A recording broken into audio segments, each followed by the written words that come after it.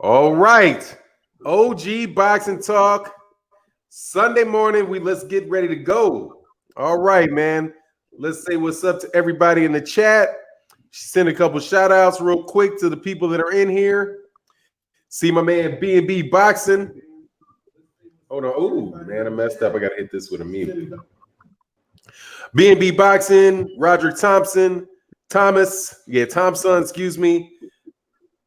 What is Fluker? Mr. Fluker, what's going on? Ron Finkley, Queen 71. Raheem, what's going on, Fahim? Satur, that's my Twitter brother. Hey, Junior the Truth, you welcome to get on, dog. You know I want that Ohio smoke. You know I do, dog. You snuck me at the end of your live stream, man. You snuck me at the end of the live stream. Hey, quiz. Is Meldrick Taylor, what decade did Meldrick Taylor fight the best of his fights? Quiz to the chat. That's hard to say, man, because it depends on what you determine as the best of his fights. Because he fought, I think that Julio Cesar Chavez fight was in, was that February of 90? No, it was 89. March of 1990. It was on St. Patrick's Day in 90. Okay, so I say the 90s. Man. The 1990s, Phenom. So would you consider him a 1990s welterweight? Listen, he wasn't that significant as a welterweight in 89 and 88, bro. He didn't fight at welterweight though when he fought when he fought Chavez. That is correct. He fought him at 140. That was not at that was not at. No, was that a welterweight, Kurt? No, it was not a welterweight. Chavez didn't fight at welterweight. He didn't fight at welterweight. It was the 90s. It was the 90s. Say it again. It was definitely the 90s where Meldrick Taylor was more. That's when they was calling him a pound for pound. Because even after he lost to Chavez, there was still some people out there wanting to call him a pound for pound. I remember it because I have. But he never fought. But his fights were not a welterweight, man. He's not. I wouldn't consider him a 1990s welterweight, man. Me neither. I have to ride with that. His best win is when he beat the hell out of James Buddy McGirt. That was his best night. That was Meldrick Taylor at his best. And what weight was that? Lightweight or 140? I believe that was before the Chavez fight, Kurt. Right. So that has to be. Yeah, that was 140, I believe. Yeah. See, the thing with him was he went from 140. He had some fights at 147, but then he started fighting at 154. He damn near jumped past 147. He didn't have a lot of fight because I didn't consider him a 100. I'm just going to talk about this subject because I'm waiting until we get Junior the Truth on the channel. I ain't gonna be shooting shots at Junior the Truth if he ain't got an opportunity to speak. However, I just wanted to point out that Julio Cesar, Meldrick Taylor, he really didn't have any significant fights at 147 pounds. They were at 100. I welterweight. I wouldn't. No, he's not. He's 140 pounds. Yeah, he got destroyed by Terry Norris at 154 though, didn't he? Or was that 147? I think Terry Norris 154. 154, I believe. He got destroyed by Terry Norris, and then he got knocked out by a tall, lanky Hispanic fighter. What was it? Crisanto España. That's when he had the leather trucks on. Yeah. Okay, Blood. No, yeah, you're right. But he did win a welterweight title now because he beat Aaron Davis. You remember Aaron Superman Davis beat I just don't remember the years, but I know for a fact that was at welterweight when he beat Aaron. That's a different question, Kurt, than what you're asking. If you're asking when was his best welterweight years or what class? No, this is what I'm asking. Let me tell you what I'm asking. If we are looking at who the 1990s welterweights are, right? Now there's another subject along with that. Then when we get my man, if you ain't subscribed, away. If you dudes ain't subscribed to Junior the Damn Truth, what the fuck is wrong with you? You feel me? Subscribe to Junior the Truth. Okay? You feel me? You feel me? Yeah. Put your whole damn face in it. Yeah, subscribe to Junior the Truth, man. Come on, man. Some of y'all ain't subscribed to Junior the Truth. That ain't cool, man. Because I was looking at, man, subscribe to Junior the damn Truth. All right, it's free, completely free. I'm talking about free. Okay, that shit is free. But the Sign up for that damn LDBC link. That's my dude, Junior. We're gonna get Junior on the channel, though. I ain't gonna, like I said, I ain't gonna talk about what that subject was, but we're gonna have a really, really good conversation when we get Junior the Truth on the channel. The only thing that I wanted to point out, just to lead in for that conversation when he gets on here, is that Meldrick Taylor, from what I can see anyway, and I'm cheating because I got Box Rec up. He did have the WBA welterweight title for one fight. He won that shit against Glenwood Brown in 1992. Then he got his ass blew out of at Super. Yeah, he had it for one. No. He had it for three. He did. Davis too. Superman. He might have. He had Aaron Davis, Luis Garcia, and Glenwood Brown. Oh, and and Glenwood Brown. Yeah, and then he moved up to 154 in 92. So, but yeah, I guess he did have some fights down there at welterweight, man. But I ain't consider him no 1990s welterweight. Not with Mosley and Trinidad and De La Hoya and all that. Nah, you ain't right, Junior the Truth. That dude ain't no. Come on, man. So that nigga fought in the 90s. And yeah, Junior the Truth might have a point on that one. A weak one. But you know, it is what it is. All right, though. Now let's get this going. That was a good little warm-up conversation. Still think you're wrong. I'm gonna find a way for you to be wrong. Just wait long enough. All right, man. Let's talk about it. Let's get to it. There was a good fight last night. Took place. Several really good fights that took place last night. I saw my man KQKC out there covering a fight for the young man Jaron Ennis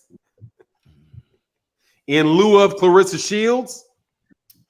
Starting first conversation of the day, man. What did you think about Jaron Ennis and his fight on Showtime last night? I hope you guys had a chance to see it. KQKC, I think you covered that fight. Yes, I did. What were your thoughts? What were your thoughts on it? Well, I think he looked good for being out the ring for a while. And the opponent he was gamed. He was pretty much coming in charging. But Jaron Anderson, he looked good. He didn't go head hunting. He didn't just go straight to the body. He changed it up. Then he switched from southpaw to orthodox. You know, basically he looked pretty good. But only thing about it is he got to sit down on his punches a little bit more. And I would like to see him to step up. Another fight, let it be a step-up fight for him. You know, just see exactly where he at. Let him face adversity a little bit, you know. But besides that, you know, I think it went pretty good for him because his opponent just stopped and quit. You know, it was my eye.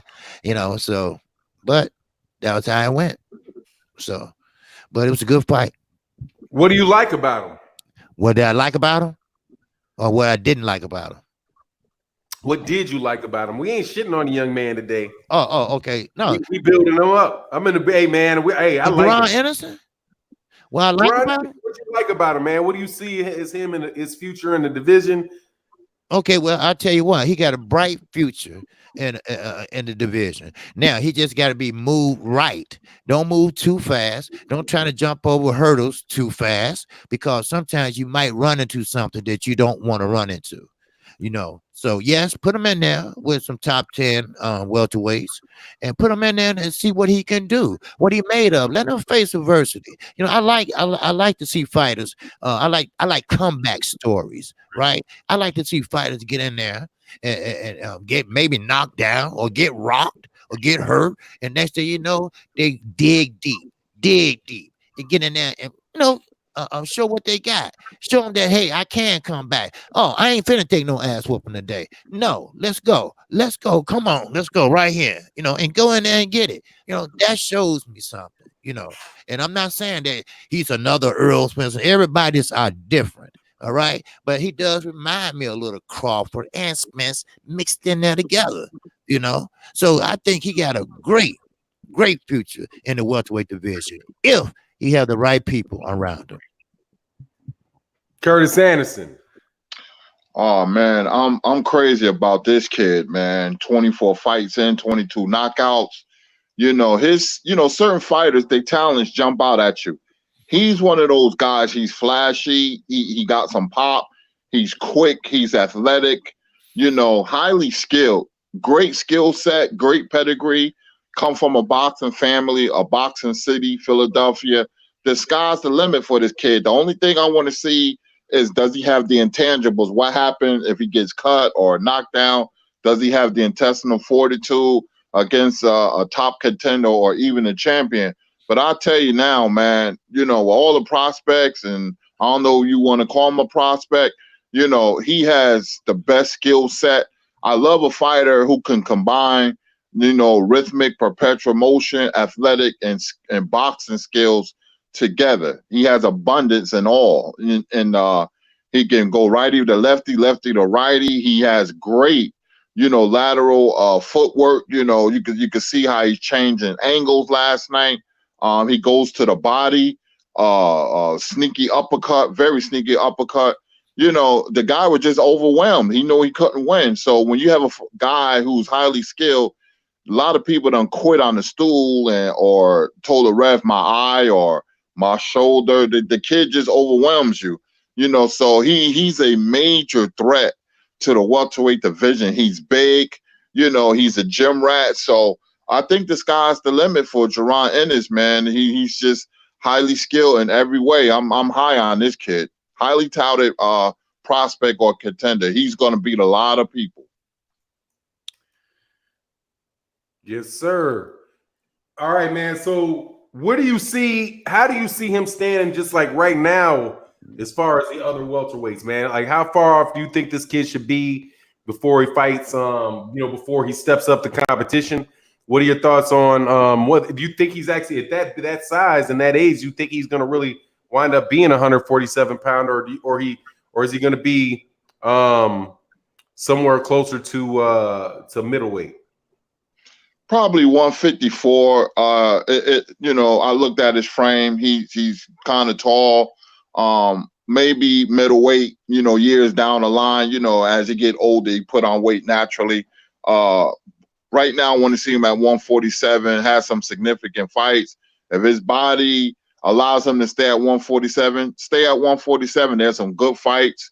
The welterweight division is going to change. In a couple of years, but right now, he should step up, fight a top 15 contender and then top 10. When you have a talent like that, it has to be nurtured and coddled, and move him up steadily, not too fast, but not too slow, because we can plainly see that his skills his skill set is way up there, man. So the next year he should be making a lot of noise. Well, starting now. He done fought 2 times in 2.5 months. His promotional issues are behind him. You got to push this kid. The kid is a gym rat. He's always in shape. And I just want to see him against better competition. Can I say something real fast for now? Obviously, you just did. Okay. Thank you. Smart ass. I don't like nobody interrupting the flow. Go ahead, man. I know. Hey, by the way, I'm a dictator in this joint, man. Y'all get to see the true asshole side of Fanan. Okay. Yeah. Okay. Go ahead, man. Yeah, okay. I just wanted to say, Curtis right, because we talking about a young man that up and coming, and he's right. He's a gym rat. I mean, he fought every month for a while. And I'm like, every month, and he was always in shape. No punishment, because he's agile like that, and he does change angles, and I'm not talking about no Lomachenko step around. He's fake, he feint, then go the other way. The next thing you know, he's on the side of you, and then there you go, let go that right. Then he's a southpaw, so he does it the other way and do the same thing. So Curtis right, this kid is going to be something, if, like he said, if he move right and stay with the right people behind him. because we know that talent can go wrong. You know, we all know that. We all know the Demetrius Andre story. We all know Gervonta Davis story. So hopefully this young man won't get in that fall in that situation. So that's all I had to say. Appreciate it. Blood Boxing, you have exactly 5 seconds to comment on Jaron Ennis because KQ can't see time. Blood, I'm here, man. I'm here, but hurry it up. I'm gonna take more than 5 seconds, man. You kill that noise with that dictator stuff, okay? Anyways, the kid Jaron Ennis, he did his thing, defeating Fernandez. The kid looks good. 22 years old, similar to Daniel Dubois. He has an age advantage, okay? Even over the guys who are in their late 20s and especially in their early 30s. He needs to take his time. The welterweight division appears to be loaded because all of the top fighters have not yet faced off. So it still appears to be this, I think it's a little overrated, the welterweight division, but there's some good fighters out there. There's some good fights for him. I think he's ready for guys like Ugas, Vargas, Sergey Lipinets. Those type of guys are out here. Don't rush him. I think he will eventually end up at 154 or 160 eventually, but there's no reason to rush this guy at this time. I think he needs to fight a few top 10 contenders, even though we know that the ranking systems are fake. There's still better fighters within that ranking system. Like I said, I would like to see the Ugas fight. Vargas would be good. Lipinets, somebody like that. So, yeah, man, sky's the limit to this kid Ennis, man. Good fighter. Do you see Blood? You see anybody around that where they could kind of wind up running head to head with one another? Because they, another young prospect who might be around the same size, same, where there's a possibility these guys might run into each other for a big fight down the road. Similar, like that. Well, I don't know, but I would suspect at a point in time somebody like a Devin Haney might run into a Teofimo Lopez. Do you see anybody out there where we can look down the road and think there might be a real big matchup between Jaron Ennis and that person? Well, with Ennis, I don't see it as much as I see it with the smaller guys like Lopez, like you said, Lopez, Haney, even the other kids, Shakur Stevenson, and all of those guys. I think those guys are smaller guys. I think this Ennis kid is going to end up being at 154, 160. And like I said, man, I'm trying to keep up with some of these prospects. It's so hard because you have a fake ranking system and there's so many title holders. It's hard to keep up. But there's some prospects that just shine through all of this stuff. All the bullshit politics in boxing. You can see their talents way ahead of time. He's just one of those type of fighters that you can see it way ahead of time. We were able to see it with guys like Pernell Whitaker, Floyd Mayweather, and others. And this is the same situation with this kid Ennis.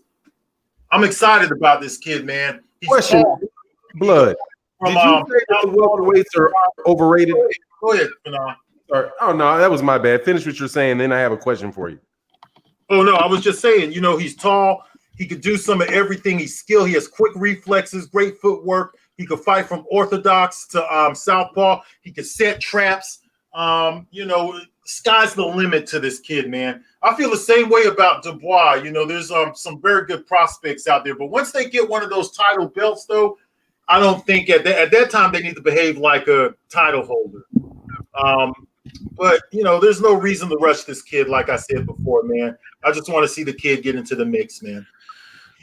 Blood, did you just say that you thought the welterweights right now are overrated? Yeah, but we're going to get into the welterweights, and I'll talk about that some more when we get into them.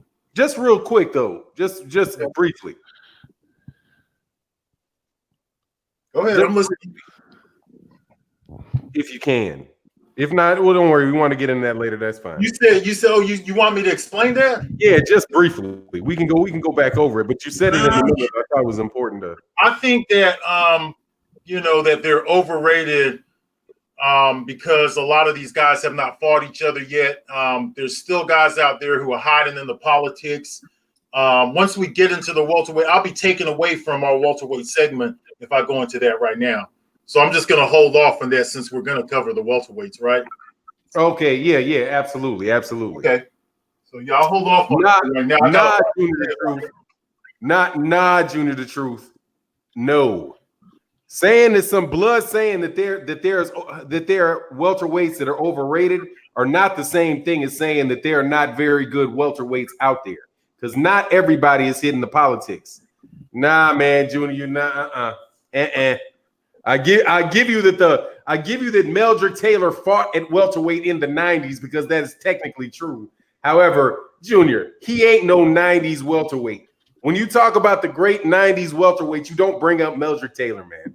Okay? You don't do it. If I quiz people like who are the great welterweights of the 1990s, you wouldn't say Meldrick Taylor, man. Just like you probably wouldn't say Carlos Baldomir. Okay? Carlos Baldomir, I do believe, was a champion in the very late 1990s, but I don't believe that he's somebody you would consider a 90s welterweight when you compare the 90s welterweights with the 80s welterweights with the 2000 and whatever this is current welterweights. We're going to get into names. When we get into the welterweight section, I got something special planned. We're going to get into names. We're going to talk about the eras. We're going to cover the 80s and 90s. I'll give you examples of who contenders was during this time period. I have it all right here in my mind, okay? So absolutely. Absolutely. I have a little bit of it in my mind, too. And I got my box rec open because I'm old and my memory sucks. But my memory sucks. What do you say? I said my memory sucks. I had to write shit down. I smoke. In college, I smoke my memory away. But that's why you got spreadsheets, dog. That's how it works. All right, though. But notice, Junior the Truth, how I am respectingly.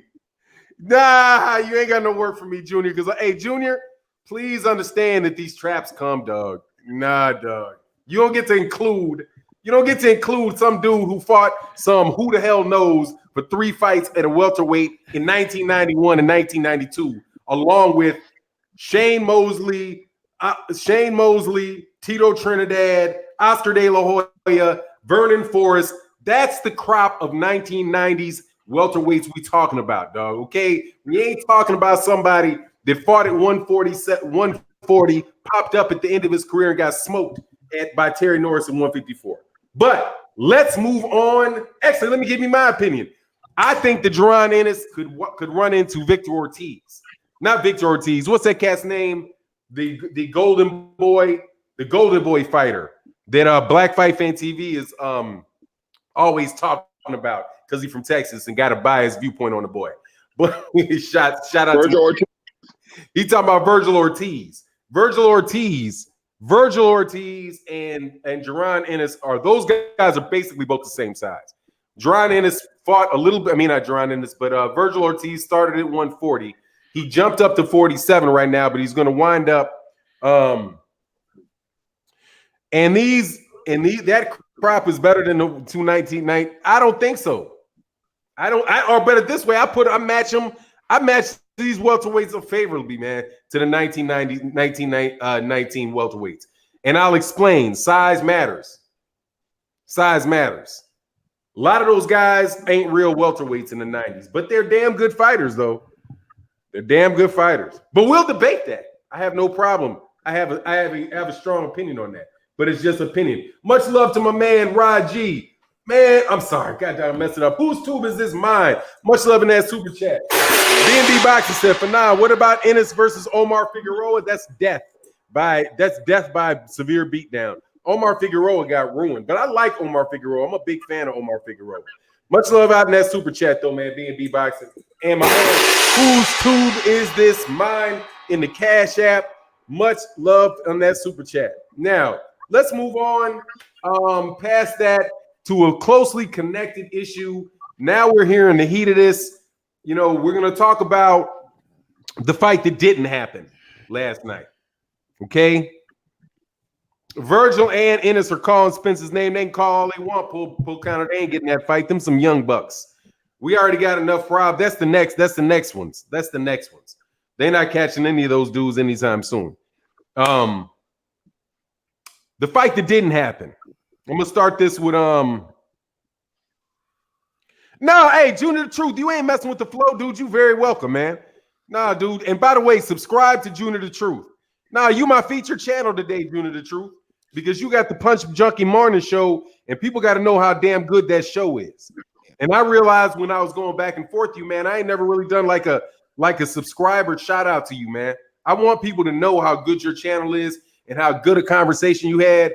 Man, I listened to you before you cheap shotted me at the end of your show. I was listening to what you were talking about with Sean Porter and Errol Spence and all that shit, man. And I just thought, man, that shit was abso-fucking-lutely, and I don't use that word often, abso-fucking-lutely spectacular show you put on, man.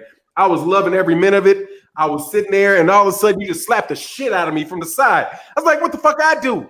I was like, God dang, huh? And I couldn't even, I was typing fast. I was like, this dude got me. But I realized that moment, man, we had to feature you on the channel. Got to know how good Junior the Truth is, man. He comes on, I do believe, every morning before Trill Bison Talk, and I think he's got an evening show too. He's the moderator for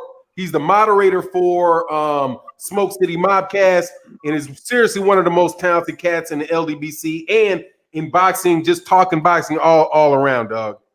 And not to mention that he's a 2019 heavyweight, and I ain't about to piss that motherfucker off too bad. And he's funny as hell too. He be making brothers laugh too. Hell yeah, that's a great show. You guys gotta support him, man. This shit is the truth. But all right, man. So let's get into this. Claressa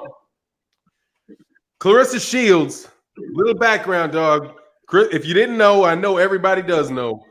Claressa Sheilds' fight got canceled because somebody sucker punched Ali Bashir after a bunch of drama took place between Claressa Shields' sister and Ali Bashir. And Claressa, I don't know what Claressa Shields' sister said, but I saw how she was saying it, and she was head moving like and looking like a dude, like she's about to whoop Bashir. And Ali Bashir started telling her a bunch of shit. And at the end of it, he was sitting down, just talking about whatever. And then the next thing I know, there's a boop. This dude's bleeding on the ground. Looked like he clearly knocking out, and some big ass dude holding up his pants, running out the door. The fight gets canceled. Man, just a huge spectacle.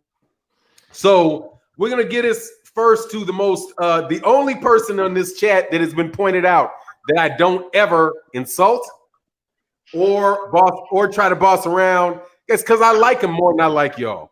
Kurt Anderson.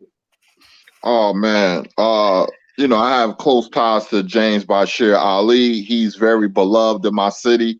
He's from Newark.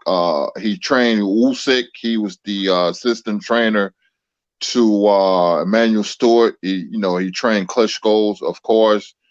People are upset all over the place. They're really upset. They didn't like what happened, sneaking up on a 71-year-old man and socking him in the jaw. He had to go. He was in surgery. I know his family. And a lot of upset people. It was just wrong.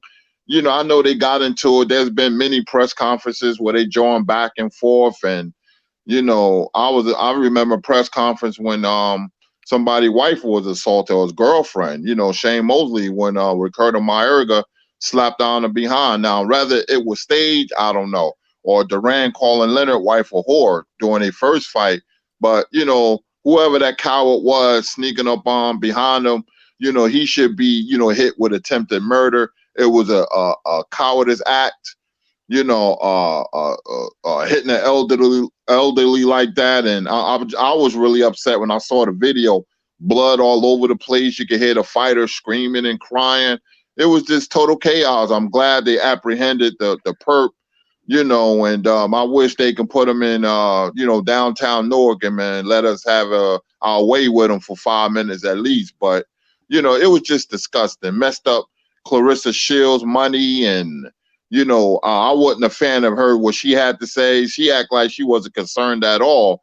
Now she's going to get labeled, no more, don't bring your thugs to the fight. Who the hell knows when she's going to fight in Flint, Michigan? The guy just messed up everything, man. Her legacy, titles, money, everything. You know, she's trying to separate herself from him. You know, she know who he is, you know. So I just want to say it was just a cowardice act, you know, and I'm still angry to this day. Yes, sir. KQ? Yes, sir. Well, I respect Kurt a lot and everything. But first of all, Claressa Shields' entourage was nothing but women. They all wore the GWOAT jacket. She explained that.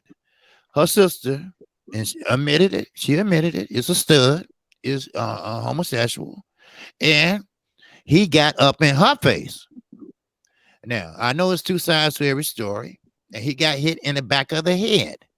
Now, her boyfriend and Claressa Shields and her trainer was in the washroom, nowhere near it. That guy, if he was with her or not, or entourage, she didn't have anything to do with it. So for her to say that she run around with thugs, I think that's a little bit too much. And plus, if sometimes I understand it get heated at press conferences, but a lot of people might not like what I say. But I'm from Chicago, and you got to back up what you're saying. And when you say something below the belt, which I heard it was, sometimes you have to suffer the consequences. And sometimes I don't give a fuck. Like I told my chat, I'll push a nigga down in a wheelchair if he's talking smack. I don't care. That's just the way I roll. Now if you don't want to get pushed down, then shut up. And shut the hell up.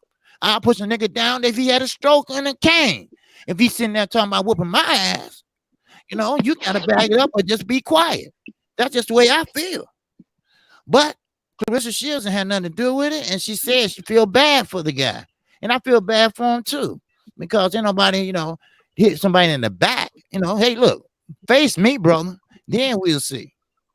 But hey, that's the way I roll, though. But hey, I'm sorry that the fight didn't happen, because both young ladies could have made some money, and Claressa Shields, she could have captured 2 belts, because the WBC was in play too. But I respect you, Kurt. I respect your answer and everybody's opinion. So that's all I have. Mr. R. Superman, shout out in the super chat to my man, Mr. Already. Much love, man. I appreciate you, man, for the support for the channel. Well, let me ask you a question, man, just based on the facts.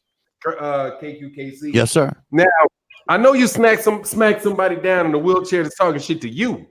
Mm-hmm. But what do you think the likelihood is that somebody that was talking shit to you, right?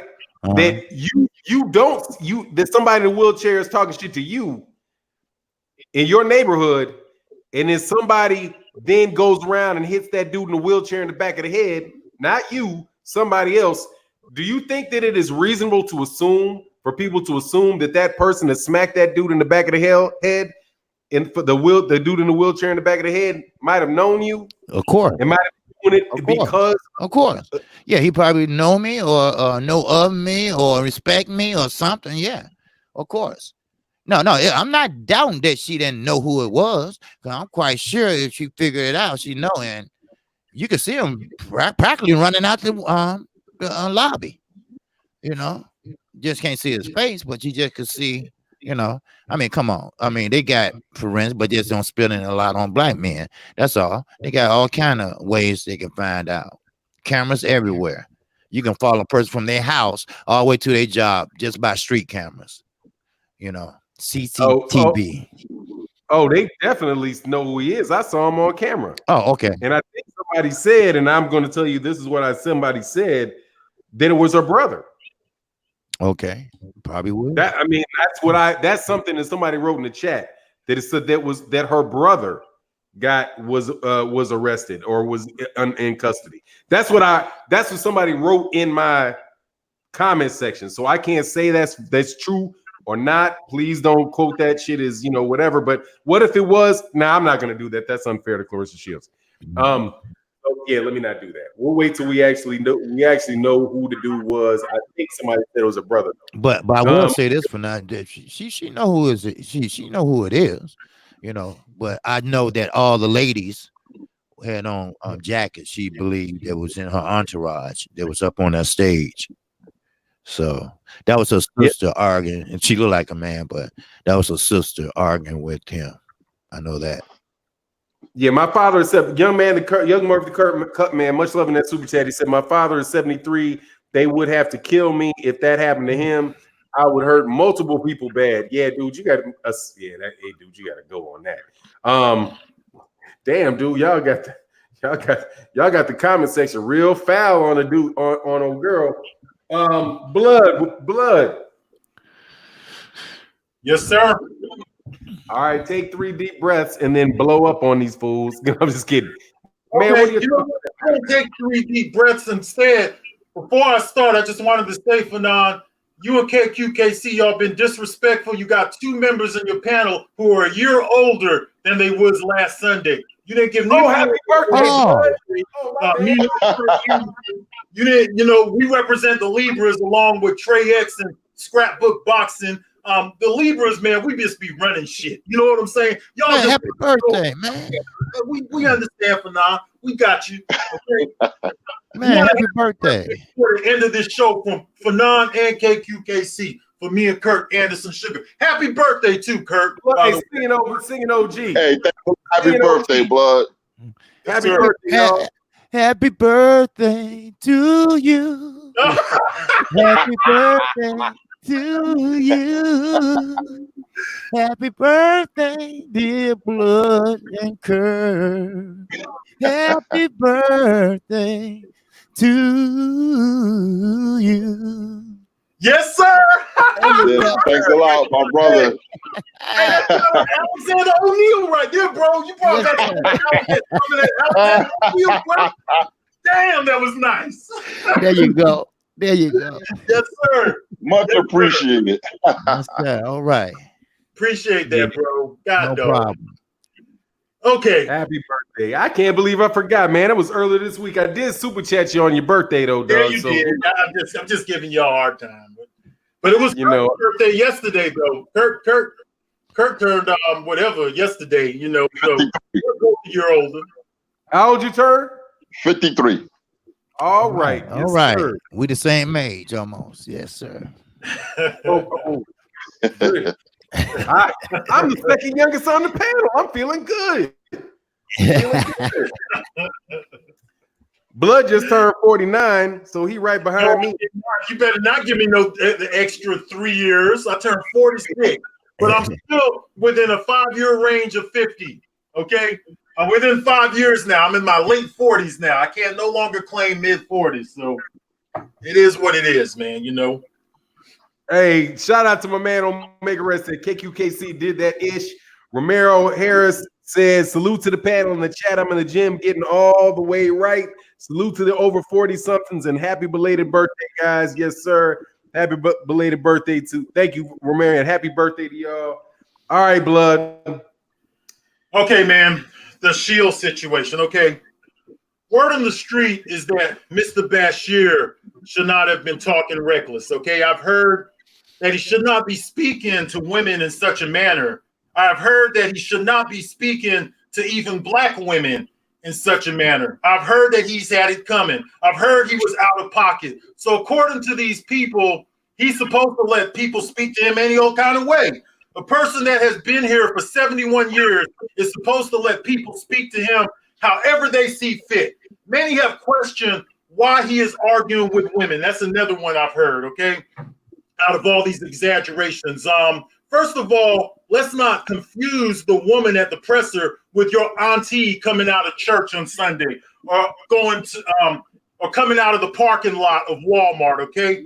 This was a pre-fight atmosphere. So that's a stupid question. My question is, what words was exchanged leading up to Mr. Bashir taking it to those heights, okay? About a year ago, okay?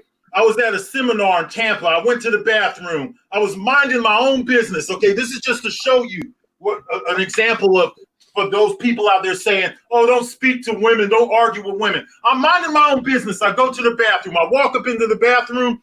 There was a older sister in there, and she was cleaning the bathroom. I didn't notice that she was in there. You know how you just walk into the bathroom, you're not looking directly at, you just notice there's another person. So I walked up to the stall to take a piss.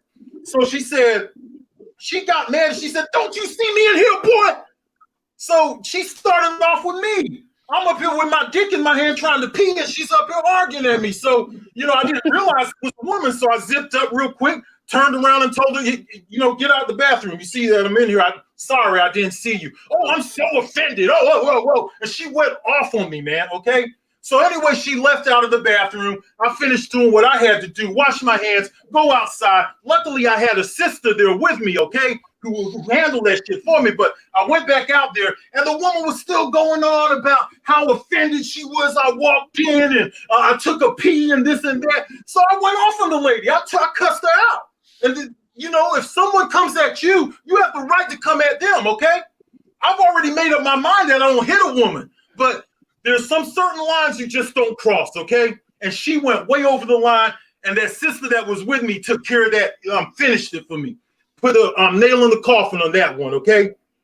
Also, so I'm just letting you know that confrontations could happen where you do get in an argument with a woman that you have no control over, okay? No, it's not I'm going to respect the black queen. Not when I'm sitting there holding my dick pissing and she's in the man's bathroom yelling at me. Okay, like I was going in there to do something to her or something like that. So that pissed me off, and it stuck to me to this day, that confrontation that I had with that lady, okay?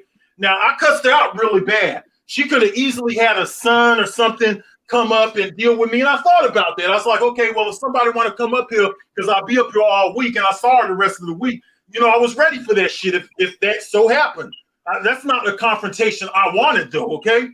Also, I've heard other fight fans exaggerate Mr. Bashir's contribution regarding the verbal altercation that took place between him and Sheilds' sister. While justifying the acts of a coward, they tend to add more to the equation. All of a sudden, a man who says, I'll treat you like a man, becomes a man who attacked an innocent black woman that never provoked him. Any man with class has already decided that we're not going to hit any women, okay? I wouldn't even hit one of these branded, what do you call them, studs that want to think they're a man because the truth be told, you are not a man. Don't be mad at me because plastic doesn't feel as good as what I got, okay?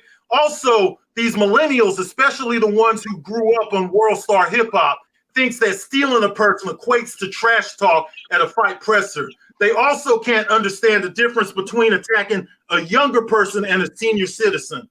They don't realize that this escalates all original charges. When you attack a senior citizen, go and do your research. This escalates all the original charges by default. The offense is punishable. I looked it up. It's punishable for up to 30 years, which I believe is appropriate for a situation like that. Since these millennials can't understand the difference, they need to sit in prison for a few decades. Then when they get out, they need to be attacked by a 20-year-old from behind. Maybe they will get the point then. Maybe they could go sit their ass in prison for 30 years, come out at 70, because that's what I think should happen to that boy. He shouldn't come out till he's 71, all right? And then you got, plus some of these clowns are trying to justify stealing a man from behind over a few words. Stealing a man. They're up here trying to justify. I mean, I'm losing respect for a lot of these YouTubers. The more they talk, the more I lose respect for them, okay? That just shows me how much of a punk you are, okay? If you justify stealing a man from behind, then you shouldn't have a problem with steroids and boxing and everything else that's wrong with boxing. I don't want to hear nothing about, oh, he cheated, oh, he didn't take the drug test, coming from your boxing channel. If you up here justifying stealing somebody from behind, just forget the fact he's 71. Just stealing the man from behind over a few words, and you trying to justify that. Man, get the fuck out of here with all that. After seeing listen, after seeing that many, look, okay, if Mr. Bashir had a chance to throw up his set and defend against that 5'4" clown, okay, I would have favored Mr. Bashir to win that fight. Okay, I saw the guy who they're identifying. Plus, he was mouthing off like he was teaching the old man a lesson. If you look at the video, you could see him mouthing off like when he's walking out of the entrance, like he's teaching some 71-year-old man a lesson. And no 25-year-old trash ass buster like that teach a 71-year-old man a damn thing. Okay, you're talking about a man who was around during the Jim Crow era and civil rights and all of that shit. And from what I heard, he participated in all of that shit. Mr. Bashir was the age that guy is in the early 1970s, okay? He will still be talking trash at the next presser, Mr. Bashir. You didn't teach him nothing, you bust-ass nigga, because he's still going to be talking trash at the next presser. The guy who did it hopefully will be sitting in jail waiting for his prison sentence. I think he should stay until he's, like I said, until he's 71, okay? Let me think of what else. Several of the Shields fans, here's another thing too. Several of the Shields fans are not boxing fans either. They don't understand that trainers like Lou Dover threaten the life of several fighters, okay? I have an example of this in my next documentary. Teddy Atlas was over the top at these pressers. Angel Garcia has been over the top with these pressers. Freddie Roach has said some racist things in the past. Kurt gave you an example of some other stuff, okay? If I was to retaliate in a physical manner every time I had a verbal altercation, I'll be either locked up right now or I'll be dead, either one. I've also decided that I'm not going to support Shields as of right now, okay? She'll have to grow up and get a better understanding of what life is all about.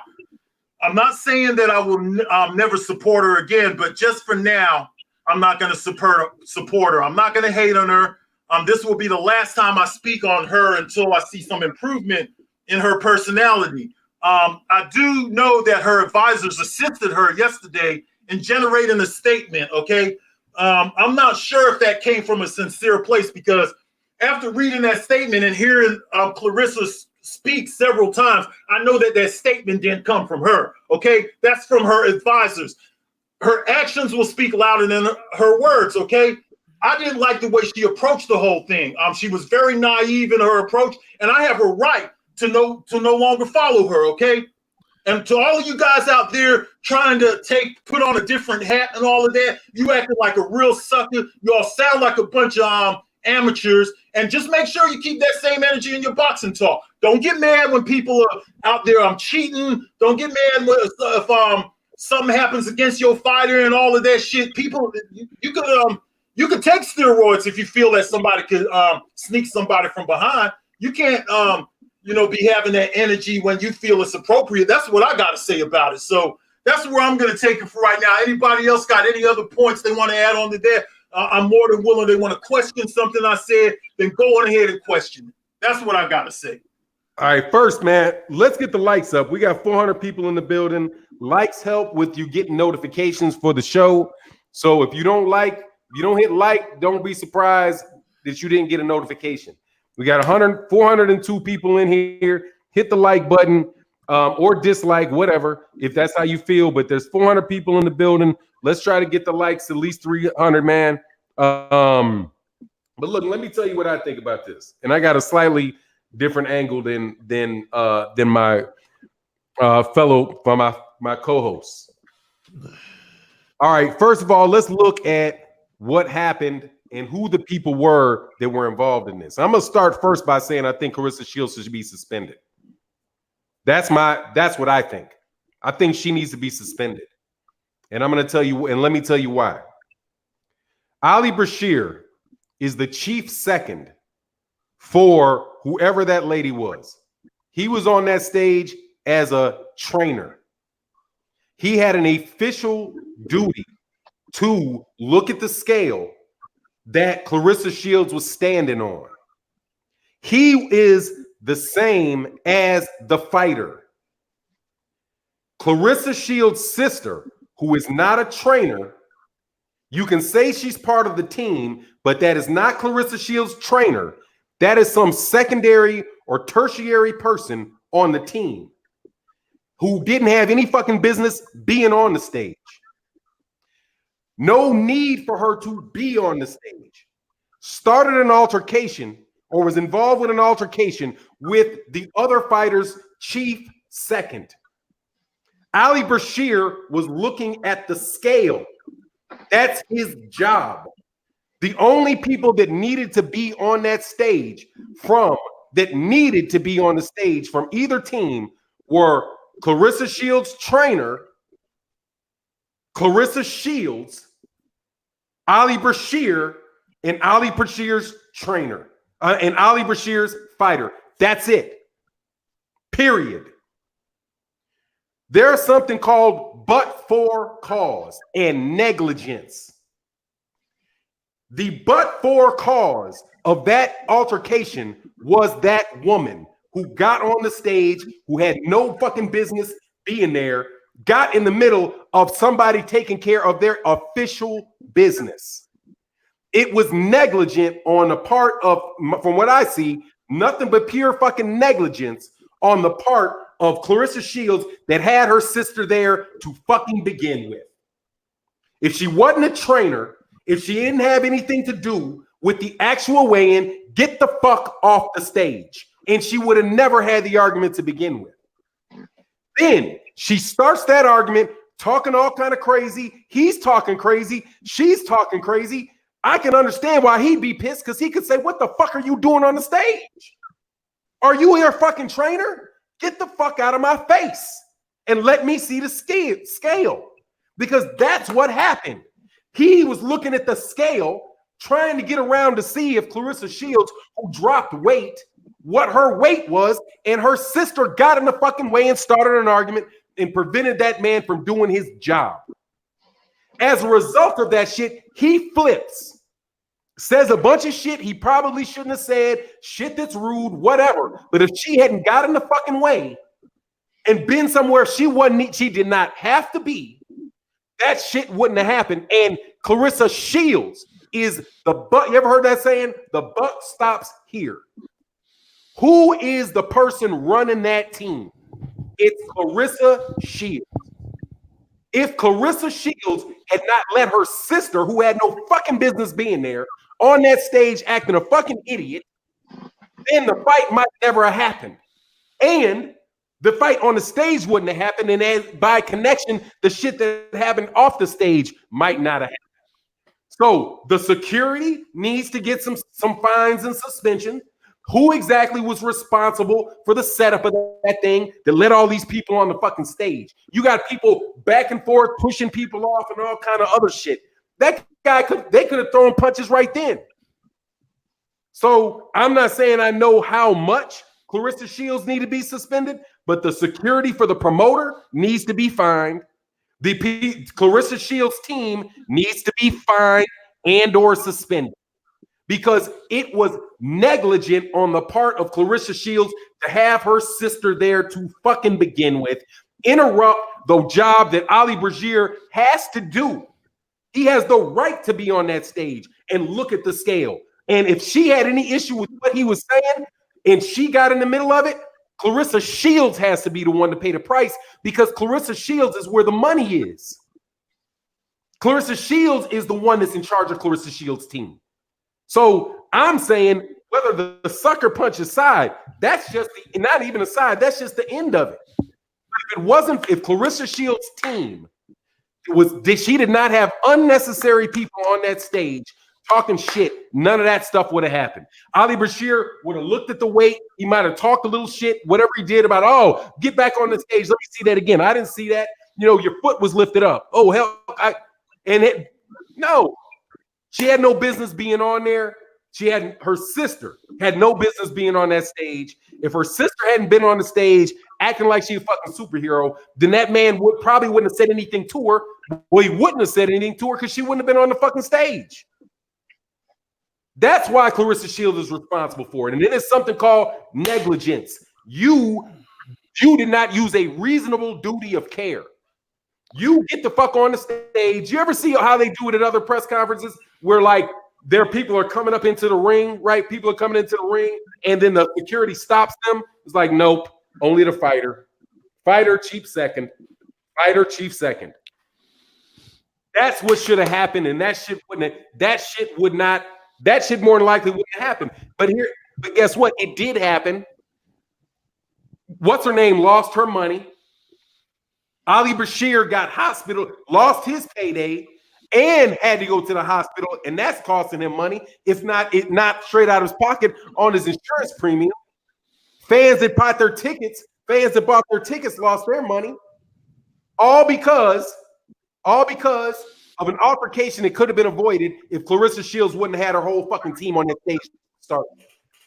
That's why I say, nah, man, suspender. For not. Go ahead. What's going to happen next time, man? What's going to happen next time? How are you going to dissuade people, keep this thing from happening again? Like, okay, we're just we understand whatever, the fight's over. Then what? I'm not down, man. I think Claressa Shields should be suspended. And it's unfortunate for her, but I guarantee you next time she's gonna make sure that our team is on their fucking P's and Q's.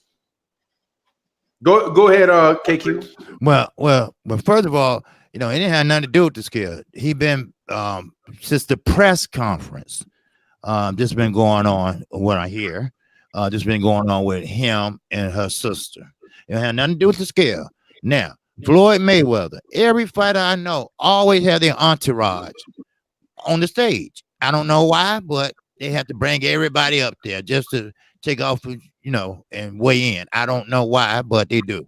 And yes, the coach do have a right to see the scale, make sure that they ain't overweight and they'll lose, So, but basically, that, it took place not on the scale or whatever, but I don't know what he said, but I do agree to a certain extent that she shouldn't have so many people. Nobody should have so many people on the stage. Actually, it really should be just the fighter and the coaches, on the stage, and the promoter, if I had my way. But it was more than that, than just that moment. I don't know what. Don't talk about this boy in Grand. No, because you're going to get a dose of it, brother. The ball brother on the left is going to respond to what you just said. Go ahead, okay. KQ. Okay, so but no, I understand, because he's an older guy, this and that, and plus I don't believe he hit nobody in the back or shoot nobody in the back, face him. He probably would have beat up the young boy anyway, but still, like I said, I don't think she should get suspended though, because well, you know what? Come to think of it, she knew that it was some animosity there, and I would have said, look, just to keep things cool, why don't you sit out in the audience? And that way we can eliminate, something like that. She could have said that, but I know it did take place before the scale weigh in. So, hey, that's all I had to say. No worries. I want to say something. To address the thing about other people having people on the stage before. Okay, let me do an analogy. And by the way, Ingram, we ain't talking about boxing right now. We talking about an old man who had to go to the hospital because somebody sucker punched him in the back of the head. Stupid. Okay. Next, here's the thing. You can go out every day of the week. Everybody on your block, right, could decide that what they're going to do is, for the fun of it, they're going to play a game, right, where they're going to hide an egg. They're going to hide an egg, bury an egg in their front yard, right? And it's just, got a bunch of kids. They're going to go find the egg that they borrowed dug in the backyard, right? Every year they do it. A kid winds up finding it. But the way they bury it is that they dig a hole that is 4 feet deep. They put the egg at the bottom. They put cardboard on the top of the hole, and they put grass, and it's fake grass on the top, right? Every year for 10 years, kids go looking for the egg in the hole, right? Nothing happens. Then one year, a kid runs over the wood cracks, their leg falls into the hole, they break their leg, and the doctor, they come by, there's internal bleeding, the kid dies. It never happened before, but it happened then. What negligence is where you don't take a reasonable standard of care. Everybody has a duty to take a reasonable standard of care, right? Just because nothing happened before doesn't mean it wasn't negligent to do it. It just means nobody suffered any harm. But people should have known that with a bunch of kids running around, you don't dig a 5-foot fucking hole, cover the shit up. Because somebody might run by, break their fucking leg. And as soon as that shit happens and the kid breaks their name, whoever did it is responsible for that because it was negligent. And to compare it to the Floyd Mayweather Jr. situation, time and time again, nothing happened. If nothing happened, then nobody can be held responsible because there was nothing that happened. But the minute that it happened, people will be like, did you use a reasonable standard of care? Did you take, for example, just move this. Say, for example, that the girl walked up with a gun and Claressa Sheilds knew this girl was carrying a gun. Instead of fucking arguing about it, Claressa Sheilds, who knew she let somebody on, a bodyguard of hers onto the stage with a gun and he shot Ali Bashir. It's not just going to be that guy going to jail. It's going to be Claressa Sheilds, who was negligent by instructing somebody to come onto the stage with a gun. Or if the gun goes off accidentally. Somebody goes, when something bad happens is when that comes into play. And you also, not only is the bad thing that happens, but the reason that you punish people also is to discourage other people from doing it. If you're just going to let Claressa Sheilds slide because it wasn't her, it was just her sister, and then her sister's boyfriend, and he didn't have a team. He didn't have a team. What's her name? Shields jacket on. The fact that he doesn't have a team Shields jacket doesn't mean that ain't part of his team. His manager, I doubt that their manager had team Shields on the back of his shoulder. It's still part of the team.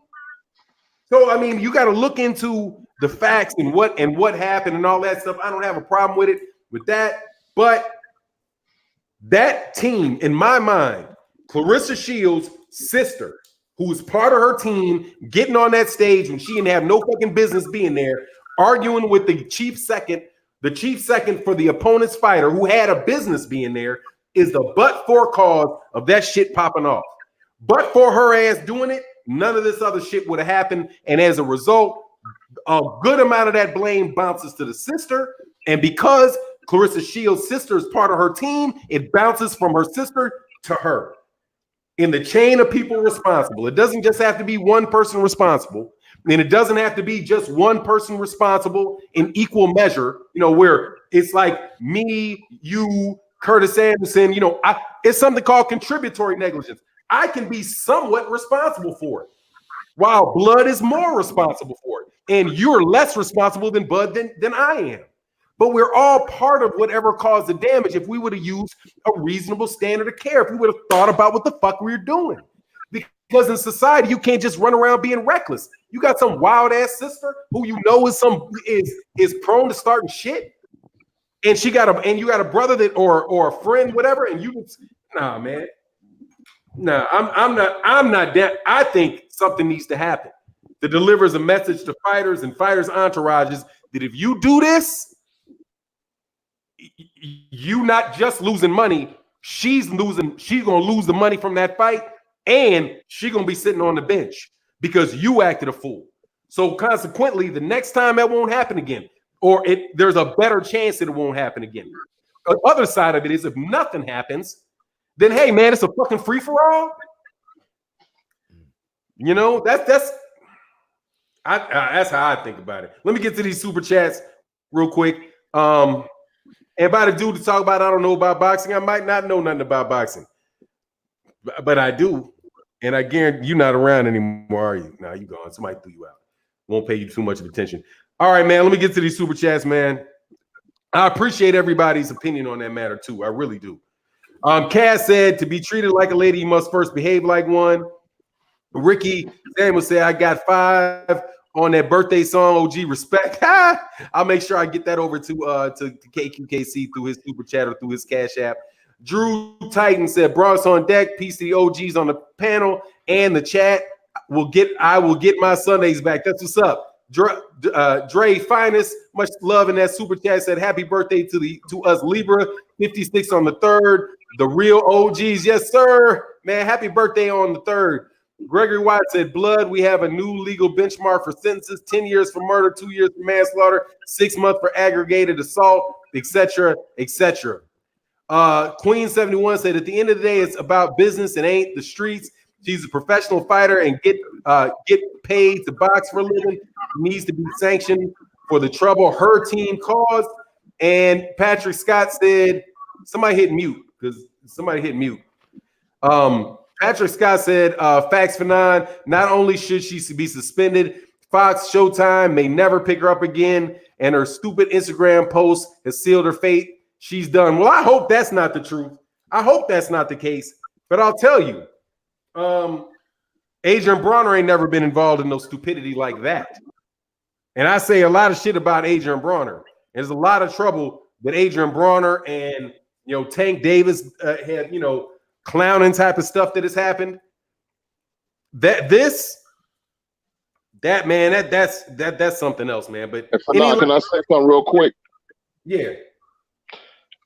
I've been to many press conferences, man, and it's usually somebody who doesn't belong, on the team, somebody from the hood, fake tough guy or someone there to start trouble, who, never been outside the block and, you just happen to know the fighter, you want to travel with him. I'm going to give you an instance. Maurice Blocker had the worst entourage. He fought Terry Narz, and look at that fight. After the fight, everybody was coming into the ring. It was going to be a melee.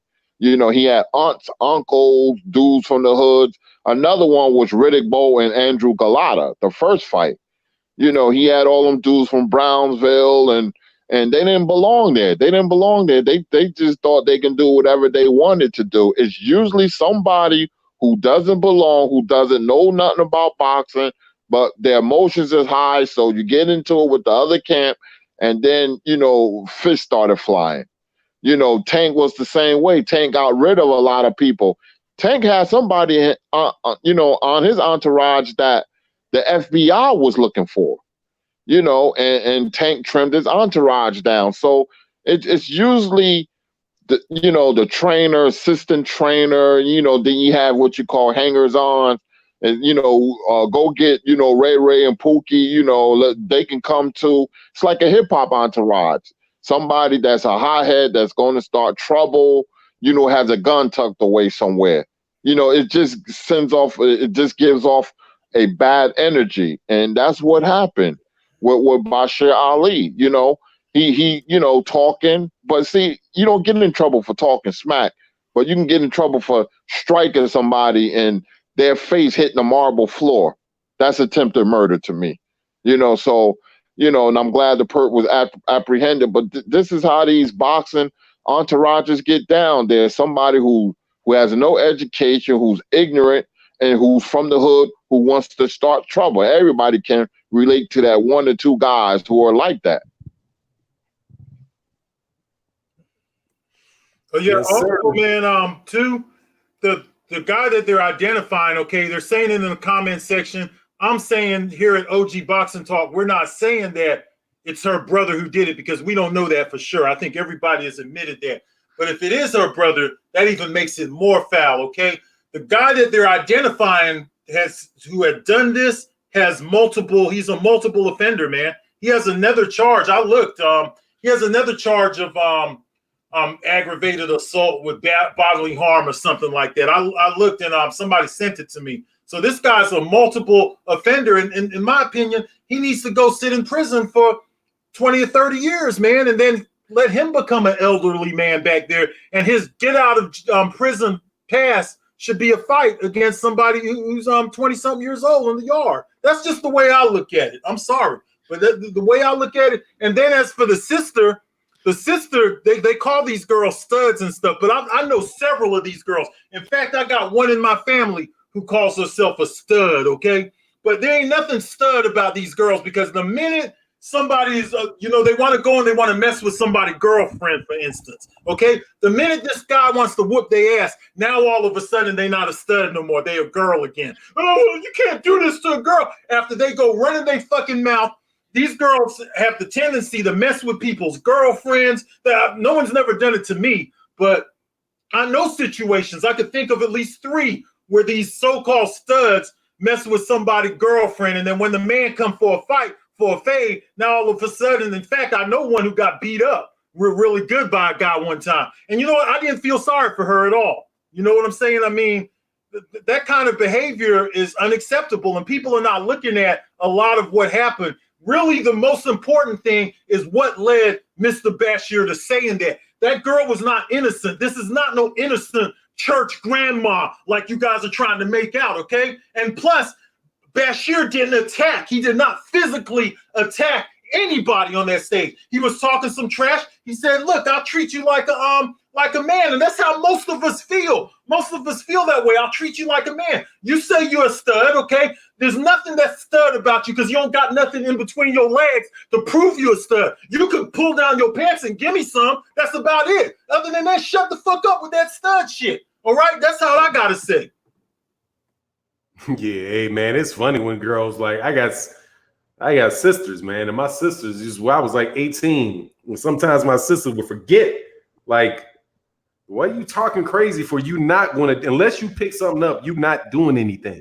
Because I try to explain that to my daughter, like, dude, you might get mad at a dude, but I don't care if that dude is 6 inches shorter than you. Do not do that to no dude, because you put yourself in a situation where you're trying to take away something from him that he knows he has.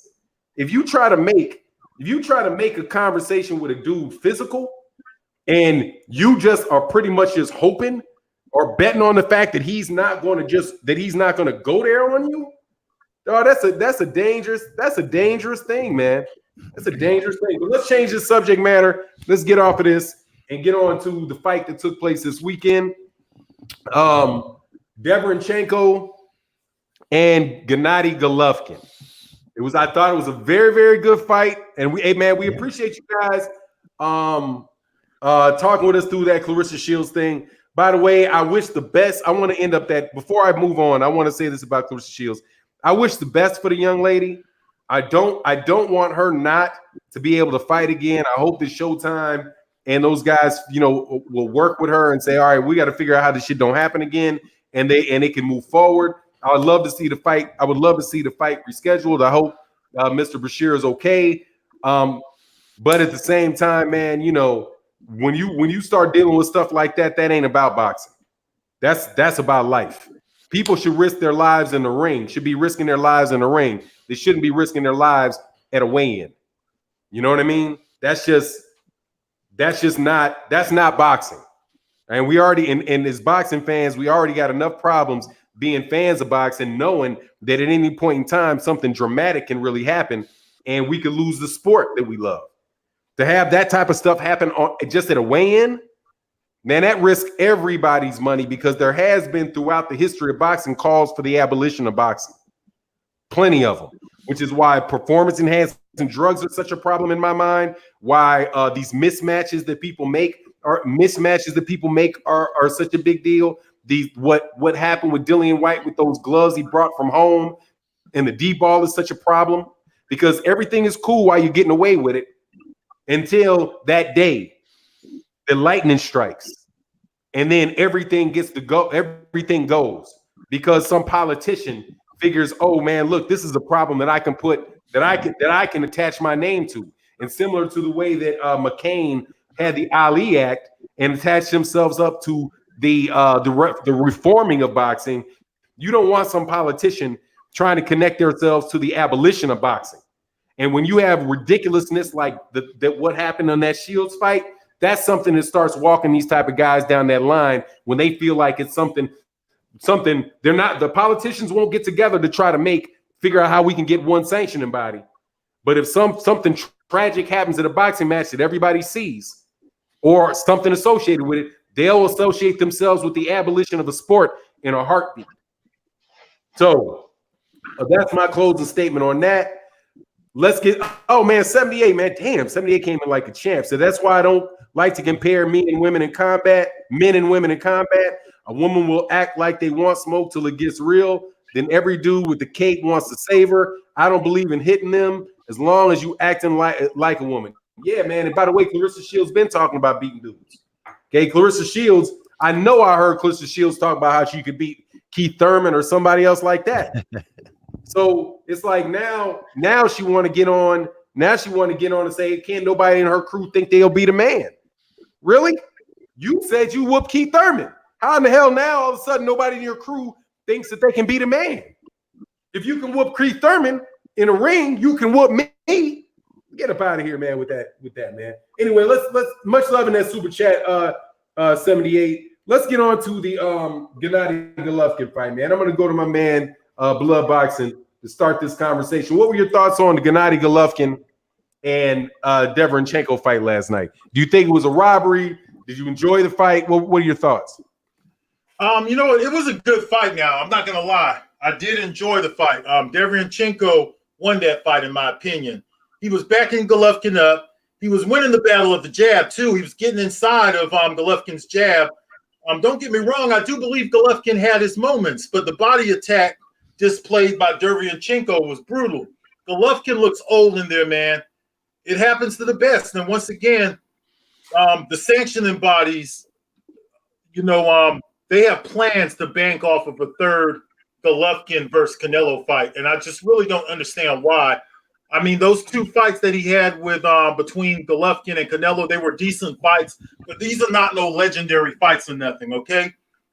At this time, I want unification, as none of the sanctioning bodies, they don't have any legit ranking systems. We have Charlo repping the WBC. Canelo, I believe, is still the WBA champion. Golovkin has the IBF, and Andrade has the WBO, okay? In this situation, all of these title holders have a connection to the zone with the exception of Charlo. I believe the rest of them do have some kind of connection to the zone. So for the PBC, this is the opposite of what we have politically in the welterweight division. The middleweight division is not PBC top heavy yet. We're still not getting these unification bouts. So people say, well, the PBC and the welterweights, they're not giving us unification fights. Well, the DAZN affiliated fighters are not unifying at middleweight either. Unification is best. I want the Andrade fight next for Golovkin. Golovkin looks old. He got a pass on that fight. I don't think he won that fight. I probably won't take it as far as to say that Deverenchenko got robbed, but Golovkin, in my opinion, came up short in that fight. That's what I have to say. Kurt? I thought Deverenchenko won that fight hands down. GGG got a Christmas gift in October. Like Blood says, it was the jab, Deverenchenko, and the hooks to the body. But what he would do, he would go to the body and he would turn Golovkin. That was a nice move. I credit the trainer for that, you know, and the Golovkin was confused a little bit by that movement. You know, Deverenchenko footwork was very good in this fight, you know, because Golovkin was always robotic, but now he's old. He's right for the pickings. He know he got a gift. He was hurt multiple times to the body. You know, Deverenchenko should have just kept it up nonstop. But he fought very well. I always thought Triple G was an overrated fighter.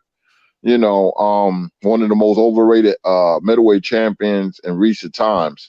You know, the knockdown, you know, Deverenchenko got knocked down, but he got up. He fought with a lot of heart, man. And, you know, it was fight of the year. You know, one of the fight of the year candidates. You had Spence Porter 1 week and Triple G and Deverenchenko the next week. So, you know, boxing won again last night.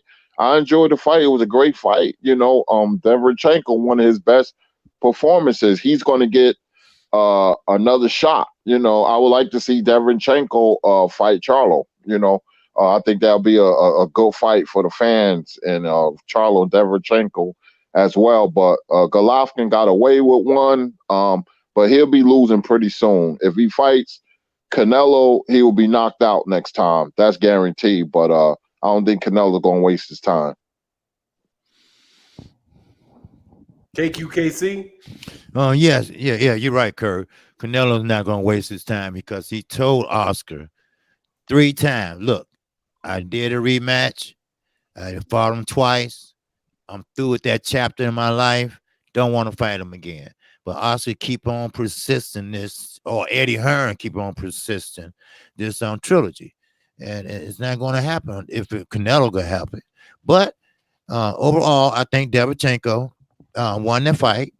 He looked spectacular, even with the cut. The cut even made him with more energy, and he was fighting a fundamental fight. And I was surprised, because he backed Triple G up with body shots going upstairs. Then he was, like you say, Kurt, he was turning them. He was stepping to the side. He was using his angles, and that was great. Then when Triple G couldn't catch him, he tried to grab him by the arm so he wouldn't spin or step to the side. Then he clinch. Then they break up the clinch. Triple G is strictly a flat-footed fighter. Derevchenko, I mean, we were talking about the 9th round. He's on his toes. He's feeling good with a cut. And I mean, he went to the body, and I think body, people take body work, too lightly. They don't give him credit for body work too much. And, we had Floor, we had Keith Thurman. Every time they were against the ropes, against Sean Porter, Marcos Mandana, people don't pay attention to that. All they see is what the other guy is doing. When you against the ropes, Keith Thurman was hitting Sean Porter with them, bam, bam. When you suck them in there good enough, they'll feel it after round.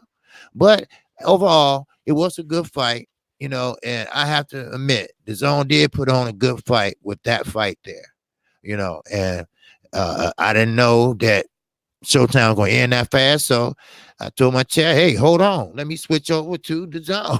So I was just in time, and it was getting started. But Triple G, he did look old in that fight. He stepped back, took a deep breath with his hands down.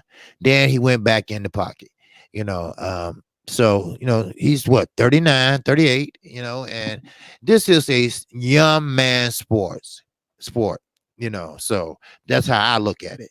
And, you're not in your prime anymore when you get close to 40, you wind it down. And that's what I saw yesterday. Triple G, no, ain't nobody running from him no more. Jim Lampley, ain't nobody running from him no more. So that's what it is. And no matter what, they said he looked befuddled, because Derevchenko was boxing. Maybe that's why he's running from his mandatory. Who knows? But I know that Jamal Charlo been waiting since 2017 as a mandatory. I don't know, but that was a good fight, and I enjoyed it a lot. So that's all I have. Yeah, man. My thing with that fight was I got that. I did a prediction video for that fight, and that's exactly what happened. It was like, it was going to go to distance, and Gennady Golovkin was gonna get the win, and that's what happened. And I don't really have an issue with I scored the fight heavily for Derevchenko, heavily. But at the same time, I kept my scorecard with like a grain of. So I took my own scorecard with a grain of salt because I know I don't really like Gennady Golovkin. I don't like the promotion of Gennady Golovkin. Gennady Golovkin is a person, I've never met him. He seems like he's a nice enough guy, but 15 million, these guys spending 15-20 million dollars on fights like that. Like, just the whole promotion of it, I was like, man, god dog, what is this? But it was Derevchenko, for me, because I think somebody need to hit them. Can you hit that mute, KQ? Yeah, because when you move your mic, it's like you brushing across your mic. That fight showed me why there should be mandatories in boxing. And why people need to fight their mandatories. It's like Derevchenko, and Blood says this all the time. There are some crazy ranking systems, some phony ranking systems. There are times though when somebody becomes the mandatory, definitely for the IBF, that the fight against the mandatory becomes a really good fight. And Bob Arum was on, I think he was on IFL TV maybe 2 months ago, something like that, talking about how he wishes that there are certain fighters in boxing that shouldn't be made to fight their mandatories because they're so, because they're so important to boxing. So why waste your time fighting mandatories, and he was speaking of Canelo specifically. But if he's talking about Canelo, you know, there are people that would make that same argument for Gennady Golovkin. I don't know why, but some people would. But there you get. There's a time where he had to fight his mandatory. That was the second time that the IBF had ordered the Gennady Golovkin to fight Deverenchenko, and then you see what happens. And so for the people that say that you know, Canelo Alvarez, why should Canelo Alvarez fight Jermall Charlo when Jermall Charlo was his mandatory? That what you saw with Gennady Golovkin and Deverenchenko, that's why. Now, for the guy that was in here saying people are crying about things that you can't change, and I have to believe that you're talking about the fact that Gennady Golovkin won. I don't think anybody's crying over it. I don't think there's anybody in this chat. We got 492 people in this chat. I doubt there are 10 people that didn't think Gennady Golovkin was going to get a decision in that situation. I could do a poll and say, hey, when the decision came through, were you surprised? You know what I mean? Like, if you were surprised when that decision, and as much as you thought Gennady Golovkin won that fight, or that Deverenchenko won that fight, I have to wonder about you if you were surprised with the outcome.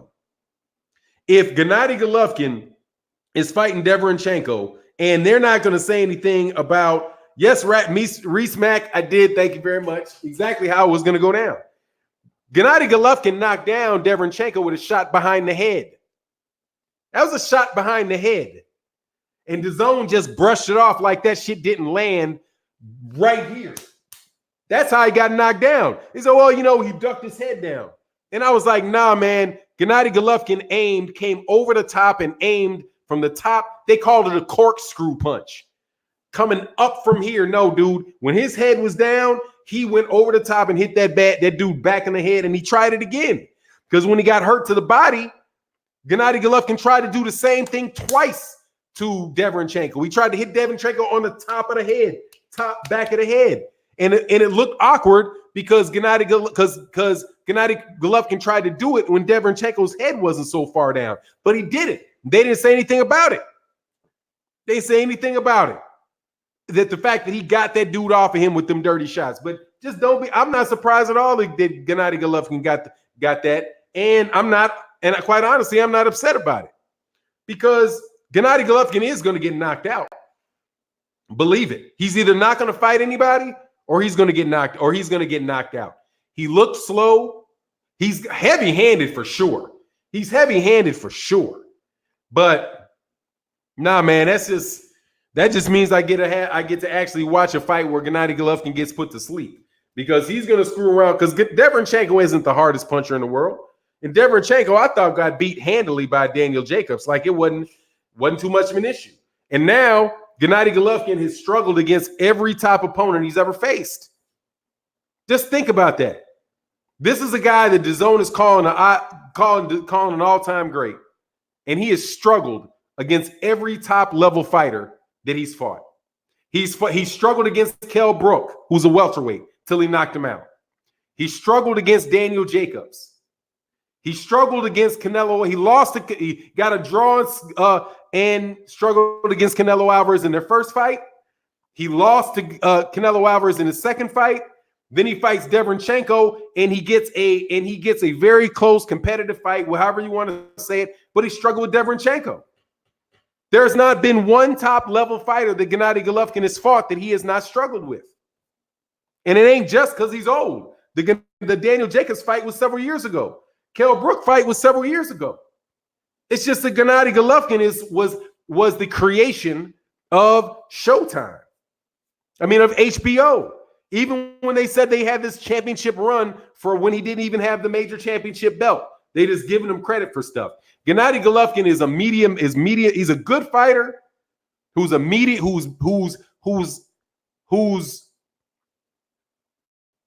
influence in the boxing world is as much a result of the marketing around him as it has been in the desire of them to make him a star, as it is what he actually did in the ring. Because no other top fighter has struggled with every top level fighter that they fought and still been considered a pound for pound fighter. not Terrence Crawford, not Vasily Lomachenko, not Errol Spence, not Mikey Garcia, none of them. Gennady Golovkin has struggled against every top-level opponent he's ever fought. He's a bum killer now. He'll kill a Bill. Not if you can't fight, he'll take you out. But, you know, he said 37 is not young anywhere. No, it's not young, but it don't matter. He wasn't 37 years old when he struggled with Daniel Jacobs. He's 33, 34, something like that. It was 3-4 years ago that shit happened. Now, let's get on to this welterweight. Does anybody got any other words on Gennady Golovkin? What do you think is going to happen in the middleweight division? What you want to see in the welterweight division? KQ? Well, I have one thing to say about the middleweight division. I would like to see, Triple G, he was just supposed to be this big icon on HBO when they went the other way. And but it's almost I think maybe maybe two more fights he might be calling it quits. He's slowing down. But we all know that the power is the last thing to go. Always. So, but the middleweight division is heating up. All right. Now, I assume Errol Spence will be there in a couple more years or so. And J-Rock is there. I mean, now the middleweight division is getting deeper and deeper.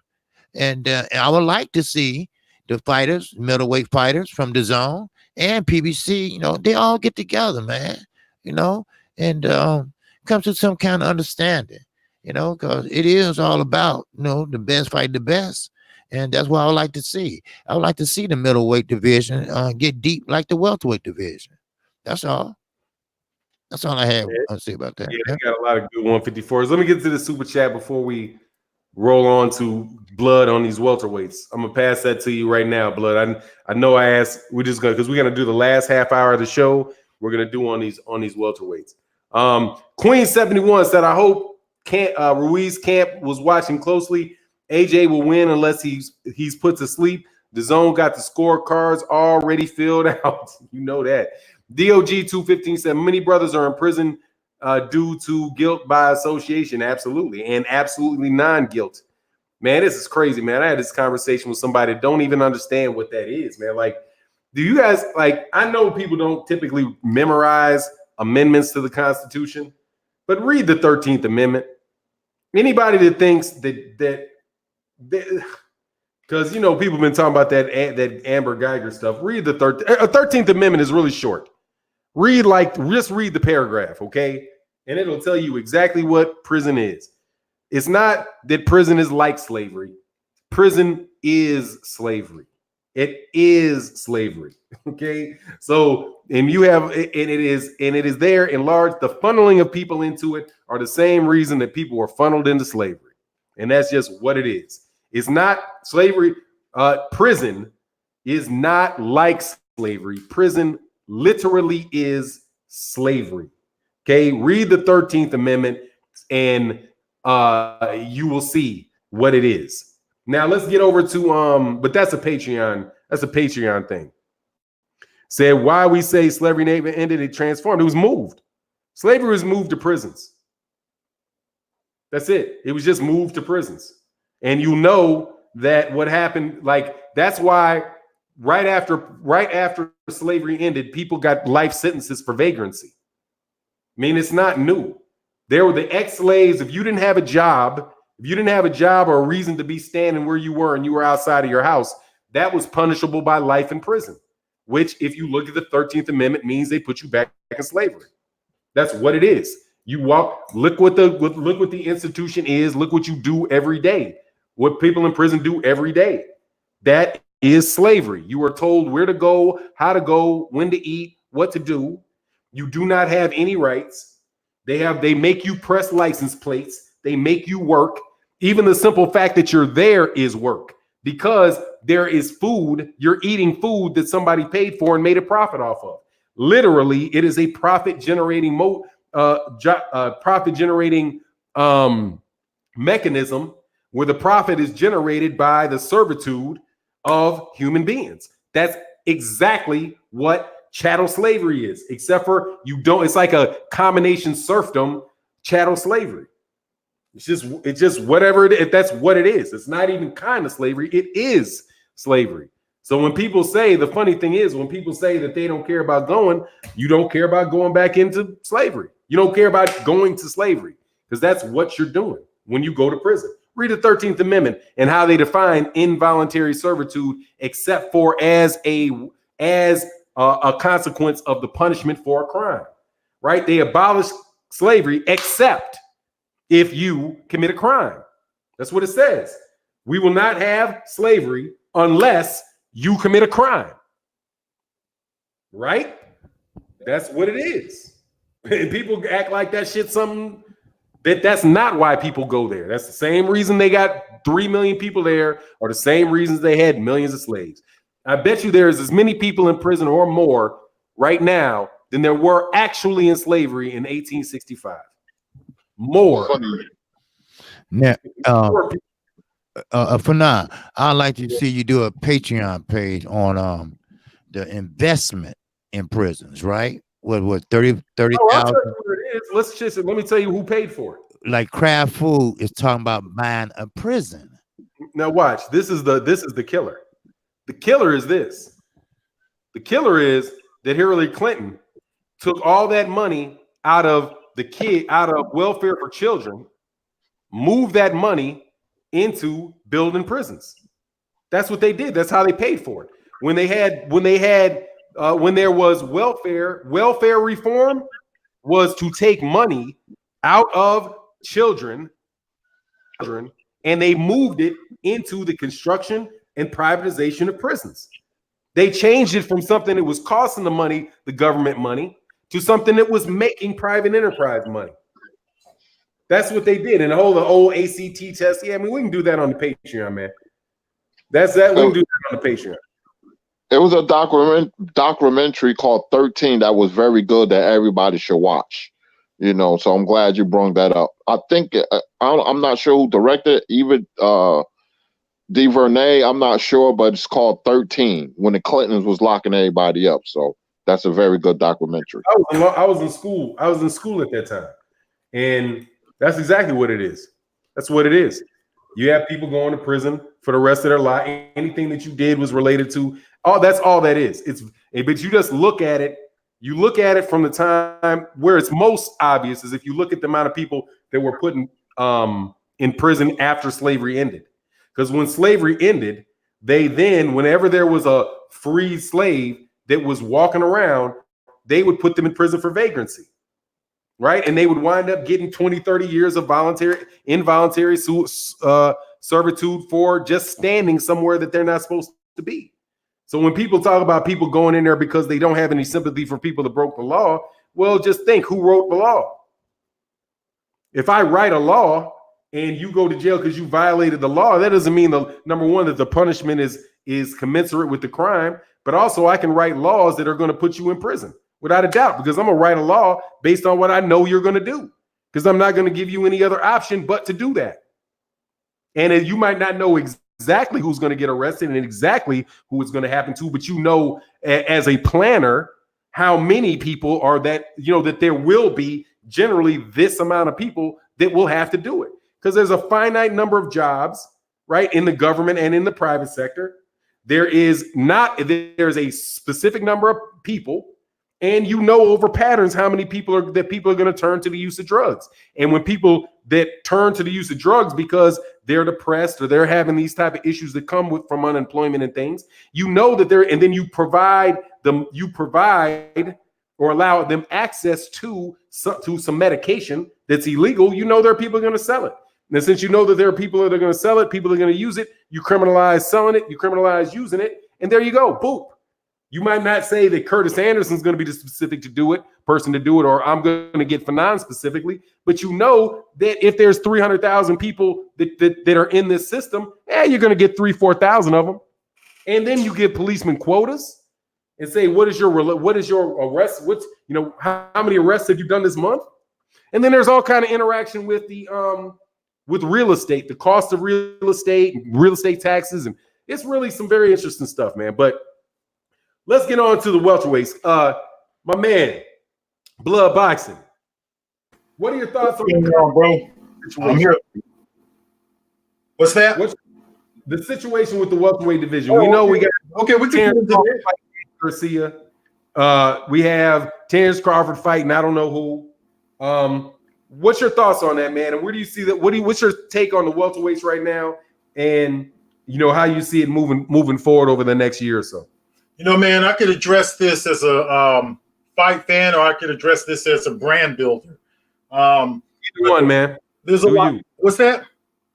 Do you, man? How you want to do it? Okay, well, I'll address this as a fight fan, okay? The welterweight division appears to be loaded with talent, okay? Whether it's some kind of golden age or not, that's yet to be determined. There has always been talented welterweights in boxing, okay? We talked about this earlier. We were talking about Meldrick Taylor, whether he was a 90s welterweight or not. It's definitely apparent he was a 90s welterweight because that's when he fought at welterweight. I'm not sure what you had going on with Junior the Truth there, but just to say, I guess I'm not even guessing. I know now that he was a 90s welterweight. Sometimes we have to look back on some of this stuff. But me personally, I grew up. I can only talk about the era that I grew up on. I do know a little bit about the previous eras just because I studied them, but I grew up on 80s and 90s welters, okay? Starting with the 1980s, there was fighters like Sugar Ray Leonard. Thomas Hearns was a welterweight back then when I first started watching boxing. You had Roberto Duran. Leonard left the game for a little while. He had the detached retina. You had guys like Donald Curry, Milton McCrory, Simon Brown, believe it or not. If you get hold of a boxing magazine from like 1987 or something like that, you'll have Simon Brown as a top pound-for-pound fighter, okay? I still got a couple of boxing magazines that I bought, and I have Simon Brown as the top pound-for-pound in the issue that I have, okay?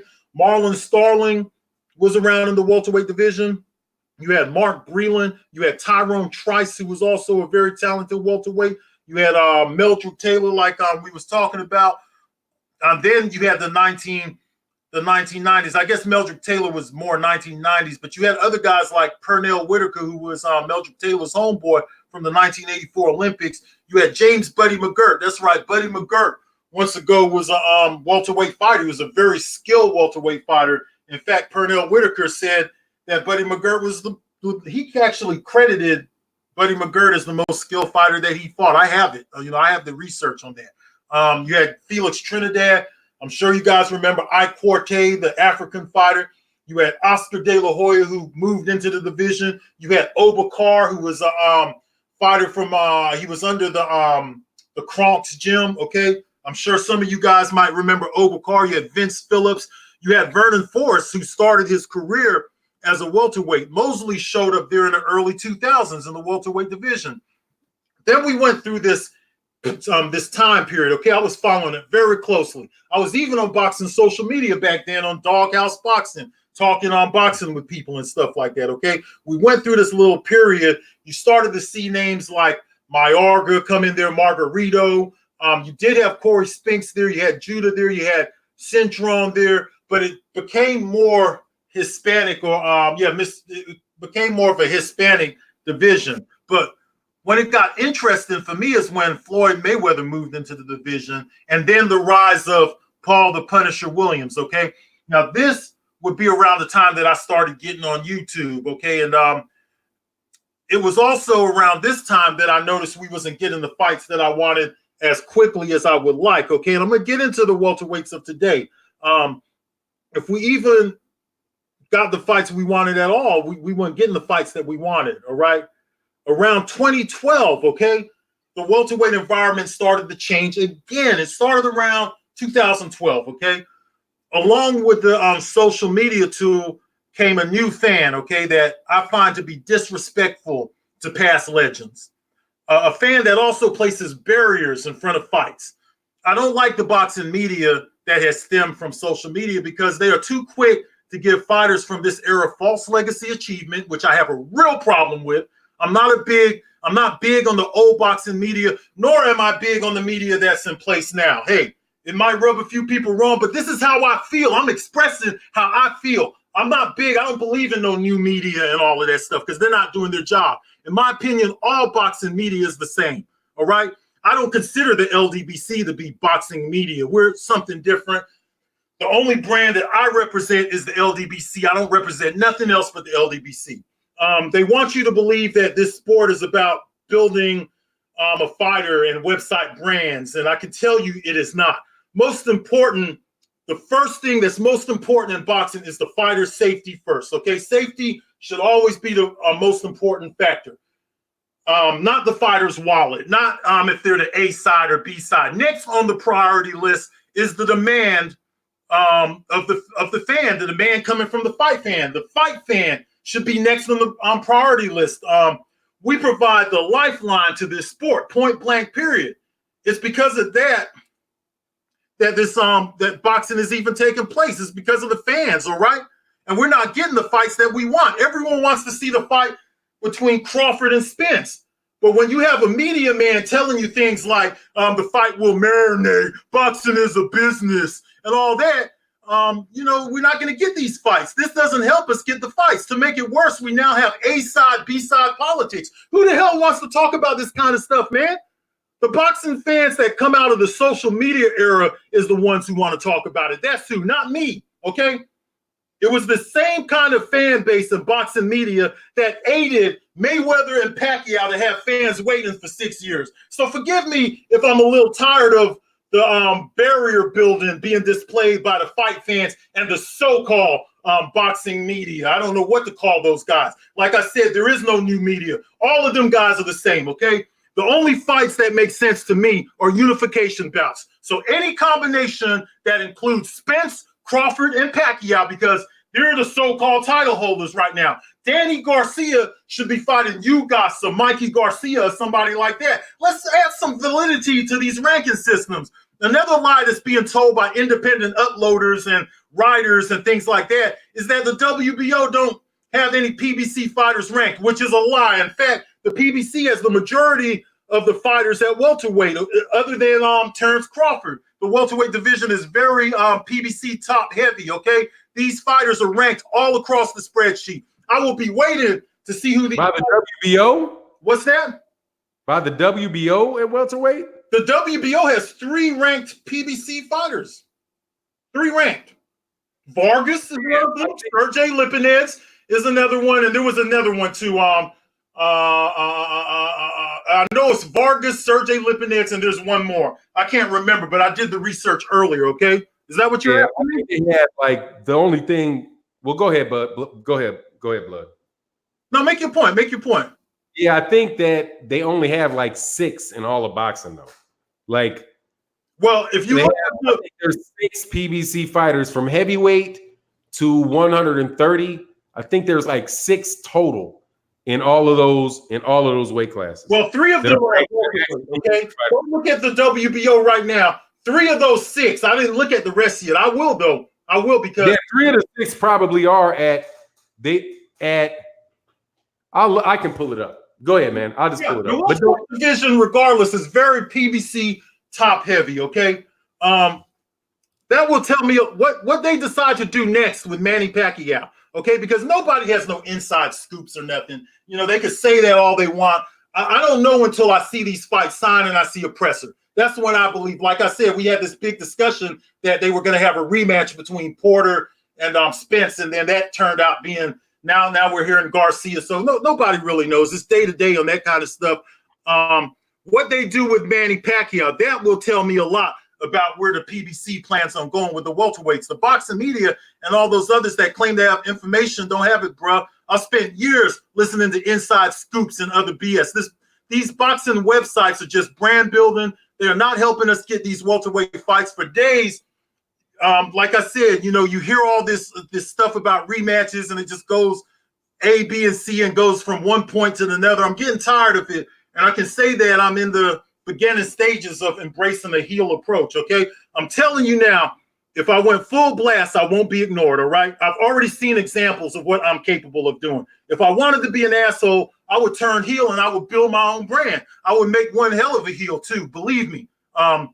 Others have tried to do that before, but they can't do it like I would do it. And I have a whole demographic waiting for me to turn heel. It's been that way for years. I mean, I could take this shit all kind of different ways if I wanted to be an asshole about it. All I want is the best fighters to fight the best fighters. I'm tired of the barrier building. I'm tired of the false legacy achievement and all of that stuff.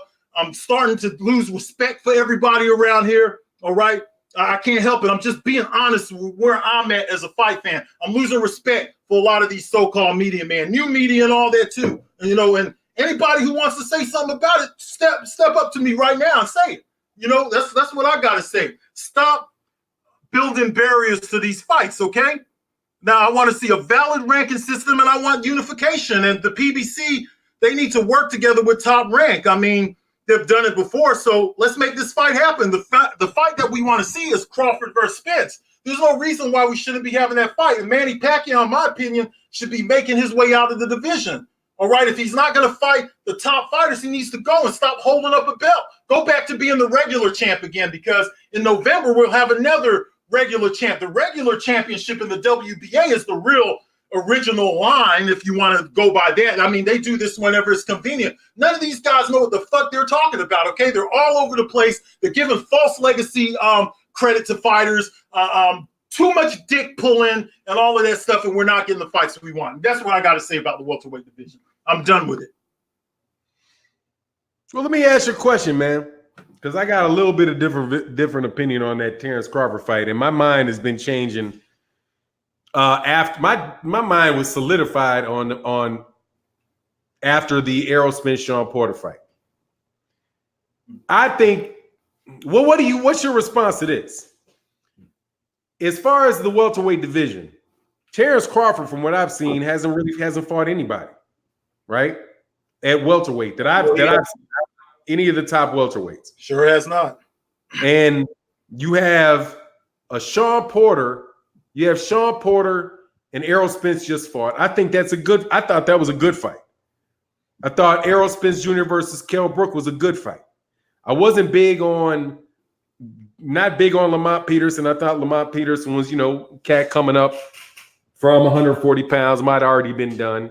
And Mikey Garcia was kind of, it was a fight to be made. It was something to watch, but I don't think that as far as figuring out who the best at welterweight is, I don't think that's the case. But I can point to fights that have taken place in the welterweight division with that have included Danny Garcia, Sean Porter, and Keith Thurman, and Manny Pacquiao. But I can't find anyone that relates to Terrence Crawford. So I know, and here's my question to you. I know that most people, well, at least my impression is that most people want to see the Terrence Crawford fight against Errol Spence Jr.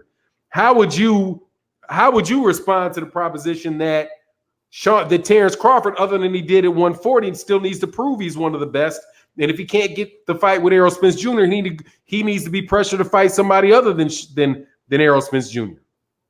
Well, once again, the politics are a barrier, and the people who are assisting and aiding barrier builders, okay, which are fans and media men, okay, they have a big say in all of this, okay. We have say as fans, but you have to remember that Terrence Crawford hasn't even been in the welterweight division for all that long. When did he turn welterweight? He turned welterweight in the summer of 2018. Okay, so he's only been a welterweight for a little over a year. He fought Jeff Horn in June of 2018. All right, since then he's fought Jose Benavidez Jr. and what's the other guy named from Amir Khan. Okay, he fought those two guys. Amir Khan was a guy who was like a name fighter for several years.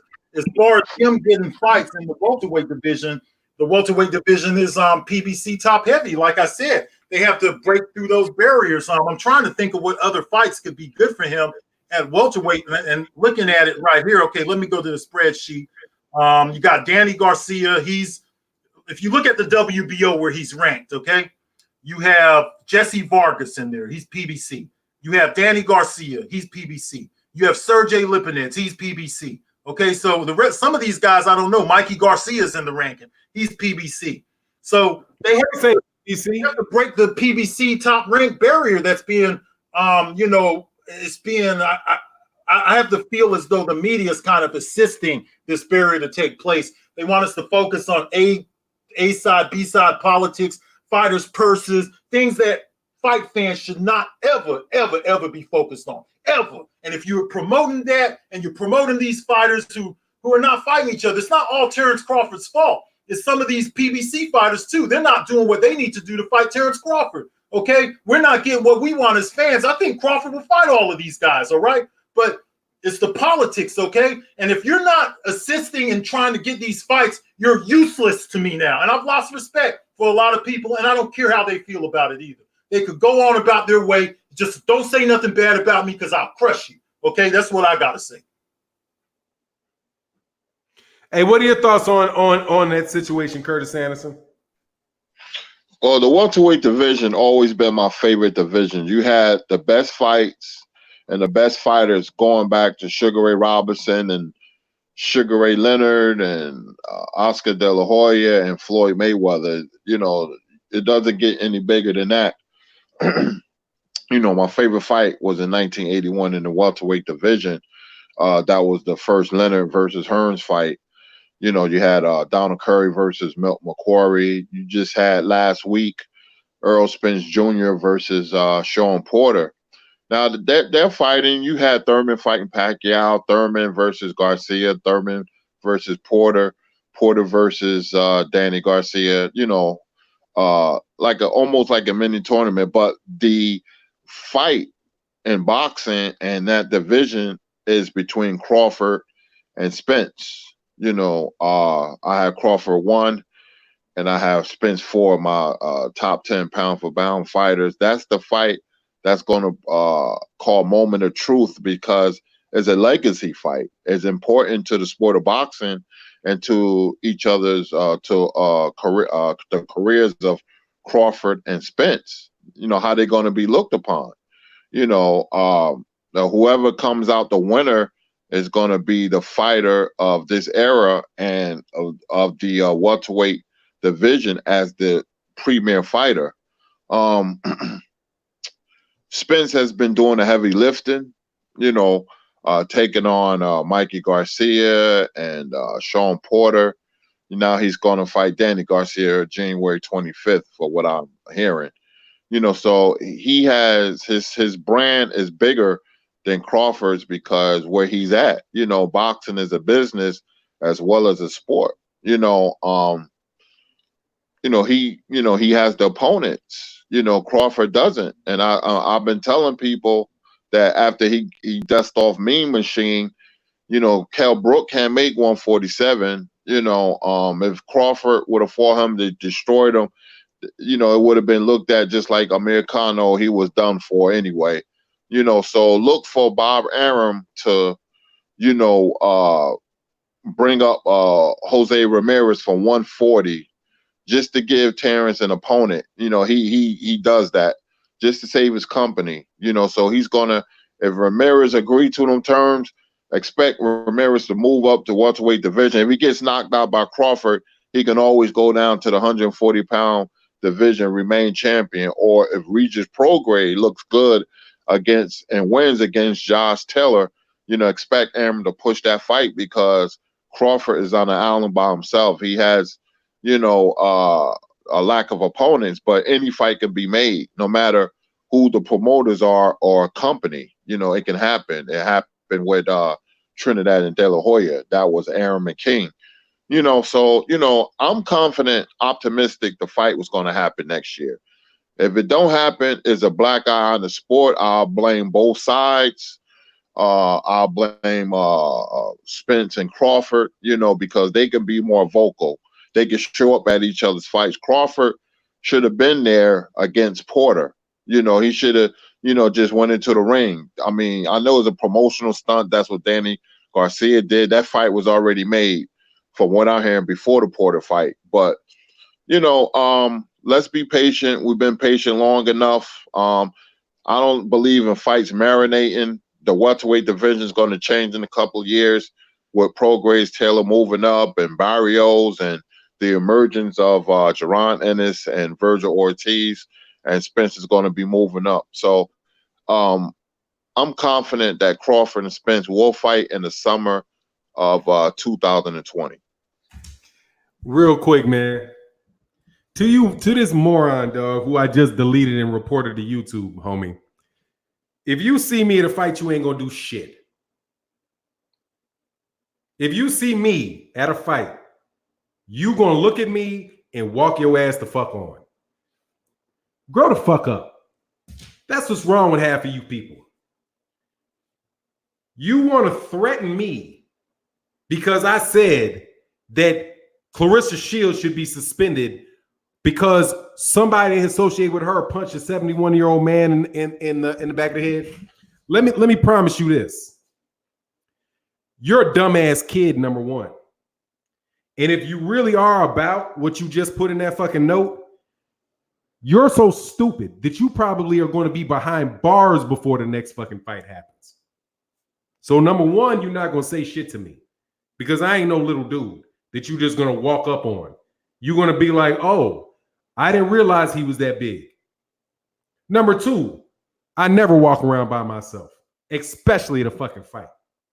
Number three, fuck you, fuck Claressa Sheilds and her whole fucking crew for punching a senior citizen in the back of the head. And I would wish that shit would happen to your granddad, but I am not that cold-hearted. You go accept your granddad getting punched in the back of the head by some fucking stranger because he got in a verbal altercation. That's why you little niggas are always getting fed into the prison system. Because you don't have any self-discipline, you don't have respect for your elders, and as a result of not having respect for your elders, you're not going to have any respect when you become elder. Because you are telling people younger than you and showing people younger than you that it is okay to assault a senior citizen. That man is 71 years old. And he got sucker punched by a punk like you. And I hope that something real foul happens to the dude that did it. Now, you come find respect, Fanon, because they steal people at these presses. They see you, man. They might steal you. They're not going to fight you straight up. Brass knuckle. We got to watch these kids. First of all, dog, let me tell you, go get a butterfly tattoo on your face and kick rocks, nigga. How's about it, man? I grew up. Y'all think you city? Now, man, I'm getting off this for a second. Y'all city dudes always think you the only motherfuckers ever be in a fight. Where the fuck do you get that from? You cats from the inner city of Chicago always. She used to kill me. You know where Maywood is? KQKC. Yes, I do. West suburbs. Yeah, but that's like that's like the city in Maywood. Right, too close to Austin. Because it's because that's who lives there, right? West side of Chicago would be the west side of Chicago, which is in the time we were growing up was the roughest side of Chicago. And it would always kill me that you think just because you are from the west side of Chicago that you can walk up to anybody and they won't whoop your ass. I fought every day. I lived around Italians, Irish, and Ukrainians that would drive by your ass and throw a fucking bottle at you, or if they catch you behind a fucking bridge with 10 of them, they're gonna beat you fucking senseless. I grew up with that shit. You're not walking up on me some fucking willy-nilly like I ain't gonna see you coming. And you don't think I know how to buy a fucking bottle? You don't know I know how to keep a fucking corkscrew in my pocket? Man, get the fuck up out of here, man. You coochie ass niggas wouldn't even do the shit because if you was really about it, you would never say it. The dudes that are really doing that shit ain't really talking about that shit. They minding their own fucking business unless you fuck with them because they got some real shit to do. Okay? Get the fuck up out of here with your corny ass. He's just another kid that be looking at World Star Hip Hop. That's what these kids grew up on. They grew up on World Star Hip Hop, which is a bunch of cowards. They have a little game that they play that the millenniums made up. It's called the knockout game where they steal people and all kind of shit. That shit wasn't allowed in our era, okay? Anybody fuck with me, man, it's a death sentence. That's all I gotta say. Bro, let me tell you about that game, dog. This is what I thought about that game. First of all, when I'm ever around a bunch of young black dudes fucking acting silly with their fucking pants hanging down and all kind of shit like that, I walk up against a wall. I walk in the room looking for you because I know you fucking a bunch of ignorant. Because I know some of y'all a bunch of ignorant fucking idiots looking to do some shit like that. I immediately try to look for a bottle or something like that because I know what you about when they see you, which is why you're food for prisons. You food for them. They see you coming a mile away, dog. Sucker punching some man as he's walking on to the. What you gonna do if he sees you coming? You ever seen it when that one video when they saw that this old cat was sitting up against a wall and this dude tried to come over there and sneak him, and that old dude with this red hat caught him, but he was a fighter. Lay this dude the fuck out. But by the way, dog, you ain't catching me in none of them shits because I ain't going. And if I'm going, I'm standing right by June of the Truth and Black Fight Fan TV talking about, hey. Oh, you got some bodyguards, huh? Listen, man, I'm not afraid of them. I'm not looking for no. I'm not looking for no wall. I'm not going to stand against. I'm around them. I'm standing next to a wall. I feel very comfortable around people that talk anyways, okay? They're not going to fuck with none of us. All them guys are just a bunch of talk over the internet. You ain't going to fuck with nobody, boy. You ain't going to beat shit. The only thing you going to beat is your dick, okay? Point blank. Yeah, hey, Scott said Proviso East. Yeah, Proviso East, Proviso West, Proviso East, Proviso West, St. Joe's, all that stuff was right there, man. But look, we gotta wrap it up. I'm sorry, man. Y'all just keep coming with come on, man. Pay the price, man. Stop acting a fool, man. Let's close this out. I know that I'm going over my time, man. But yeah, we said I never heard Vanan do what. Look, man, cats be threatening me all the time, man. It's like, get up out of here, man. Oh, you sent a super chat? Let me read the super chats and then I'll get out of here. My bad. Oh yeah, I missed a couple. Queen 71 said, okay, I got that. Coleman Tom said Duncan didn't start in this era. Roy Jones Jr. took 10 years to fight a rematch with B-Hop. Tyson ducked at least top 10 fighters. 3, at least 10 top fighters. Mari Nation said, I have a question for Blood. What is the main issue with Hopkins-Roy negotiations in 2002? Do you see any similarities to Spence Crawford? And I'll let him answer that before we get off. And Woolbag said, secondary fights come after Bud and Spence. I want to see unification reign. Porter, Dennis, DSG can be defensive, so whoever wins. But you can't have Woolbag. You can't have unification if you don't have a fight against Manny, at least against Manny Pacquiao, because there's another belt out there. Did we lose Curtis Anderson? Oh no, I gotta look back in the stream. Okay, what's your take on that question, Blood? You know what? As far as Bernard Hopkins, okay, so he's wanting to know what's the comparison between Bernard Hopkins and Roy Jones, and Terrence Crawford and Errol Spence as far as negotiation. Is that what he's asking? Because I'll repeat it. Okay. I have a question for Blood. What was the main issue with Hopkins Roy Jones negotiations in 2002? Okay. Do you see similarities to Spence Crawford? There are some similarities because let me tell you what, man. Hopkins and Jones, they had their first fight. Roy Jones moved out of the division. Hopkins ended up getting the belt at middle, and he ended up becoming undisputed. But that whole time, and I know Kurt would know this very well, that whole time, Hopkins wanted a rematch with Roy Jones. That was one of the most publicized A-side, B-side conversation during the 1990s. It actually made it to the airwaves that they were having A-side, B-side type talks and stuff. Bernard Hopkins felt he should have been treated fairly, because now he's the undisputed middleweight champ and things like that. And Roy Jones, before he lost momentum by being knocked out, and during that time period when he beat Ruiz, he was on top of the world. Roy Jones wanted so much, and Bernard Hopkins wanted so much. So they had the only similarity that I see is that it was A-side, B-side politics being discussed. I don't remember the exact details of the A-side, B-side politics in the Bernard Hopkins, Roy Jones whole build up to their second fight, which didn't happen until years later, but because they kind of take different routes and stuff, different paths. But the difference is, there's a big difference actually, is that these guys never fought before, whereas Roy Jones and Bernard Hopkins, they fought as young fighters. When Roy Jones fought Bernard Hopkins, he was 24 years old. Bernard Hopkins was 27 years old. I just watched that fight the other day. That's why I can remember. But you got Terrence Crawford and Errol Spence, by the time they meet, these guys will both probably be in their 30s. Okay, so it's a different thing. The only thing, the similarity that I see is A-side, B-side politics. Maybe Kurt might know a little bit more detail about exactly what happened. There was definitely A-side, B-side politics discussed, though.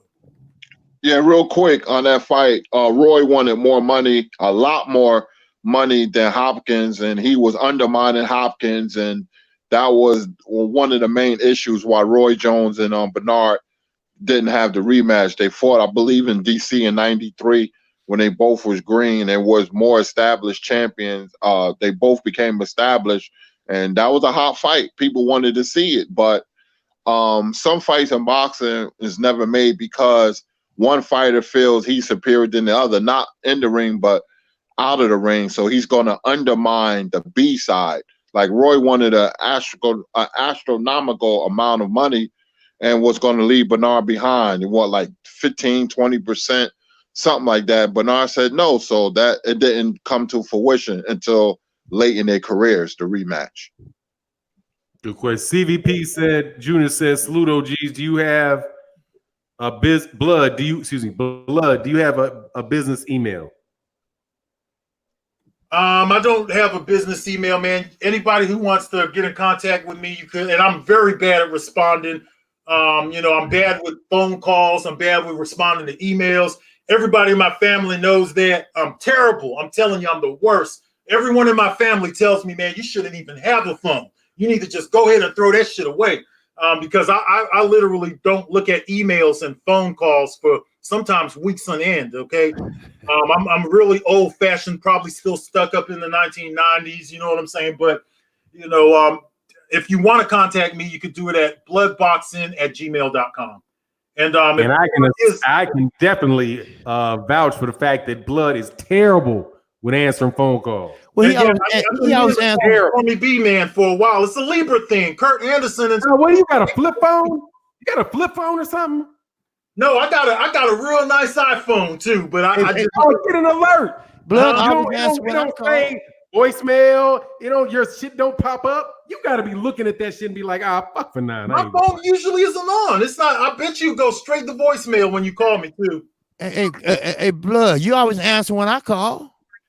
Yeah, but you remember that one time I had a conversation with you? No, y'all listen to this. Y'all want to hear some funny shit? Okay, APKC called me one day. Okay, I'm gonna tell the truth on you, man. He called me up and he thought I was somebody else. He was talking to me for like 5 minutes, thinking he was talking to some other dude. So I played along with it. I was like, oh shit, okay. He don't know who he's talking to. He called me and he's like telling me all this stuff, and he went on for about 10 minutes. And then I said, hey, KQ, man. And he said, wait a minute. Is this Blood? He said, oh, man, God dog. And I was enjoying the conversation anyway. But did you see how Blood? I see him, boy. I still answer the phone. Did you see Blood? How Blood so skillfully changed the subject? How he answers only KQC say KQC. No, man. KQKC's calls, and he don't answer mine. I don't see. I didn't miss that, dog. I didn't miss that. You don't get to just switch like it's a Libra thing, man. Kurt Anderson does it too. I've called Kurt Anderson before. He's ignoring my call. It's not a big deal, it's what it is. Hey, Blood, nah. Everybody know I work from home, so that was part of my business. My calls. He could answer my calls all the time. Well, so he got to answer me now because I'm close to the 50, right? So you got to. The only time Blood ever answers my calls is when he be like, "Man, you need to write." If he want to tell me, "Man, will you please write an outline for OG Boxing Talk? We unorganized. We got to step up our game." That's the only thing I get from Blood. Blood answer my calls. Ain't that a bitch?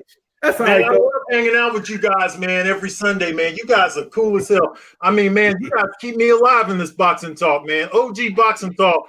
I'm telling you, I'm looking forward to this show every Sunday, talking to KQKC, Curtis Anderson, Fernand the Don, and whoever else. If Drew Titan is here, he could come on too, and then I won't be the youngest guy on the panel anymore if you want to come on. But man, I just enjoy talking to you guys so much. I'm telling you, man, you guys just don't know how much therapy you guys provide for me just by making yourself available on Sunday mornings, man. I love this show, bro. I love it.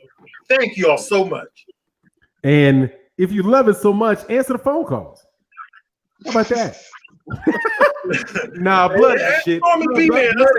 Stormy B-Man for like 2 weeks now. And I'm trying to get back at him. And it's just, man, I'll be so busy and stuff like that, man. And I know that if I talk to someone like Stormy B-Man or Fanon, sometimes you're going to have an hour conversation. So I got to find out when the time is right for it. Because I work in social services, bro. It takes up all my fucking time, bro. You know? Yeah, I will talk. Now, let me. Hey, Volcano said, "What's good, what's good, Grand Rising OGs and chat salute." Well, look, man, we running over. Let's subscribe to OG. Yeah, please subscribe if you're not subscribed. Thank you guys for hitting the like button. I'm sure somebody else is going to go on after us. We really did run over today. Let's wrap this up. KQKC, let everybody know how to get in contact with you. Yes, sir. You can get in contact with KQKC at KQKC Boxing.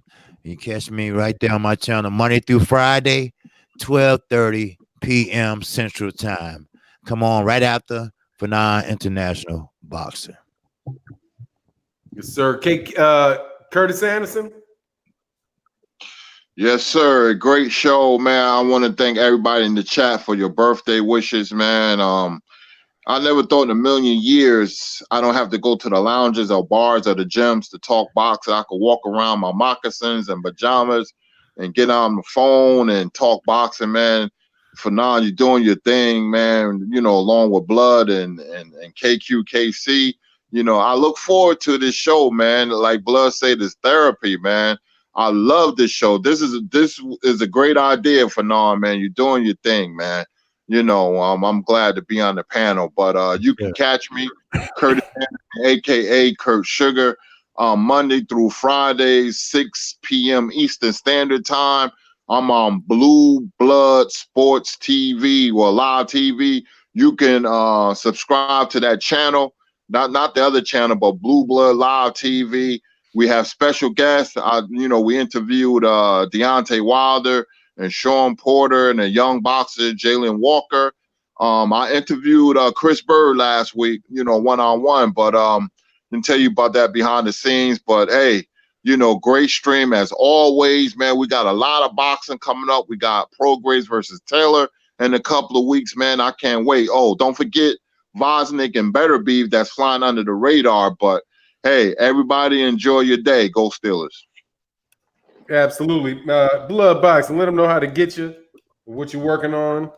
Hey, man, I've already finished the episode 3 of Purnell Sweet Pea Whitaker in retrospect. I'm wanting to drop it, but there's been a lot of other boxing talks. I'm trying to wait till the downtime to drop the video, but it's coming. And then after that, I'm going to just start kicking it back over at my documentary page for a little while, man. You guys can catch me at Retro Boxing and Documentaries. If you want to catch modern day boxing talk, it will be done at the boxing spreadsheet, but I'm going to probably be a little bit more active for a little while at Retro Boxing and Documentaries, still coming for the next few weeks here. But man, I just want to say, like Kurt said, man, happy birthday to Kurt Anderson, my fellow Libra. Shout out to my brother KQKC. I appreciate the birthday song, my brother. Fanon, like Kurt said, man, we're doing our thing over here at OG Boxing Talk. I appreciate you guys. It's therapeutic. And thanks for talking boxing with me, brothers. Yes, sir. Last couple super chats came through. General Squirrel says, salute to the old men of the LDBC. Appreciate y'all. Omega Red says, salute to the Libras. Mine is the 18th. Yes, man. Salute to you, to all you Libras. I appreciate you guys coming by. Look, man, I got a video coming out in not too long, maybe about an hour. I'm probably going to premiere it.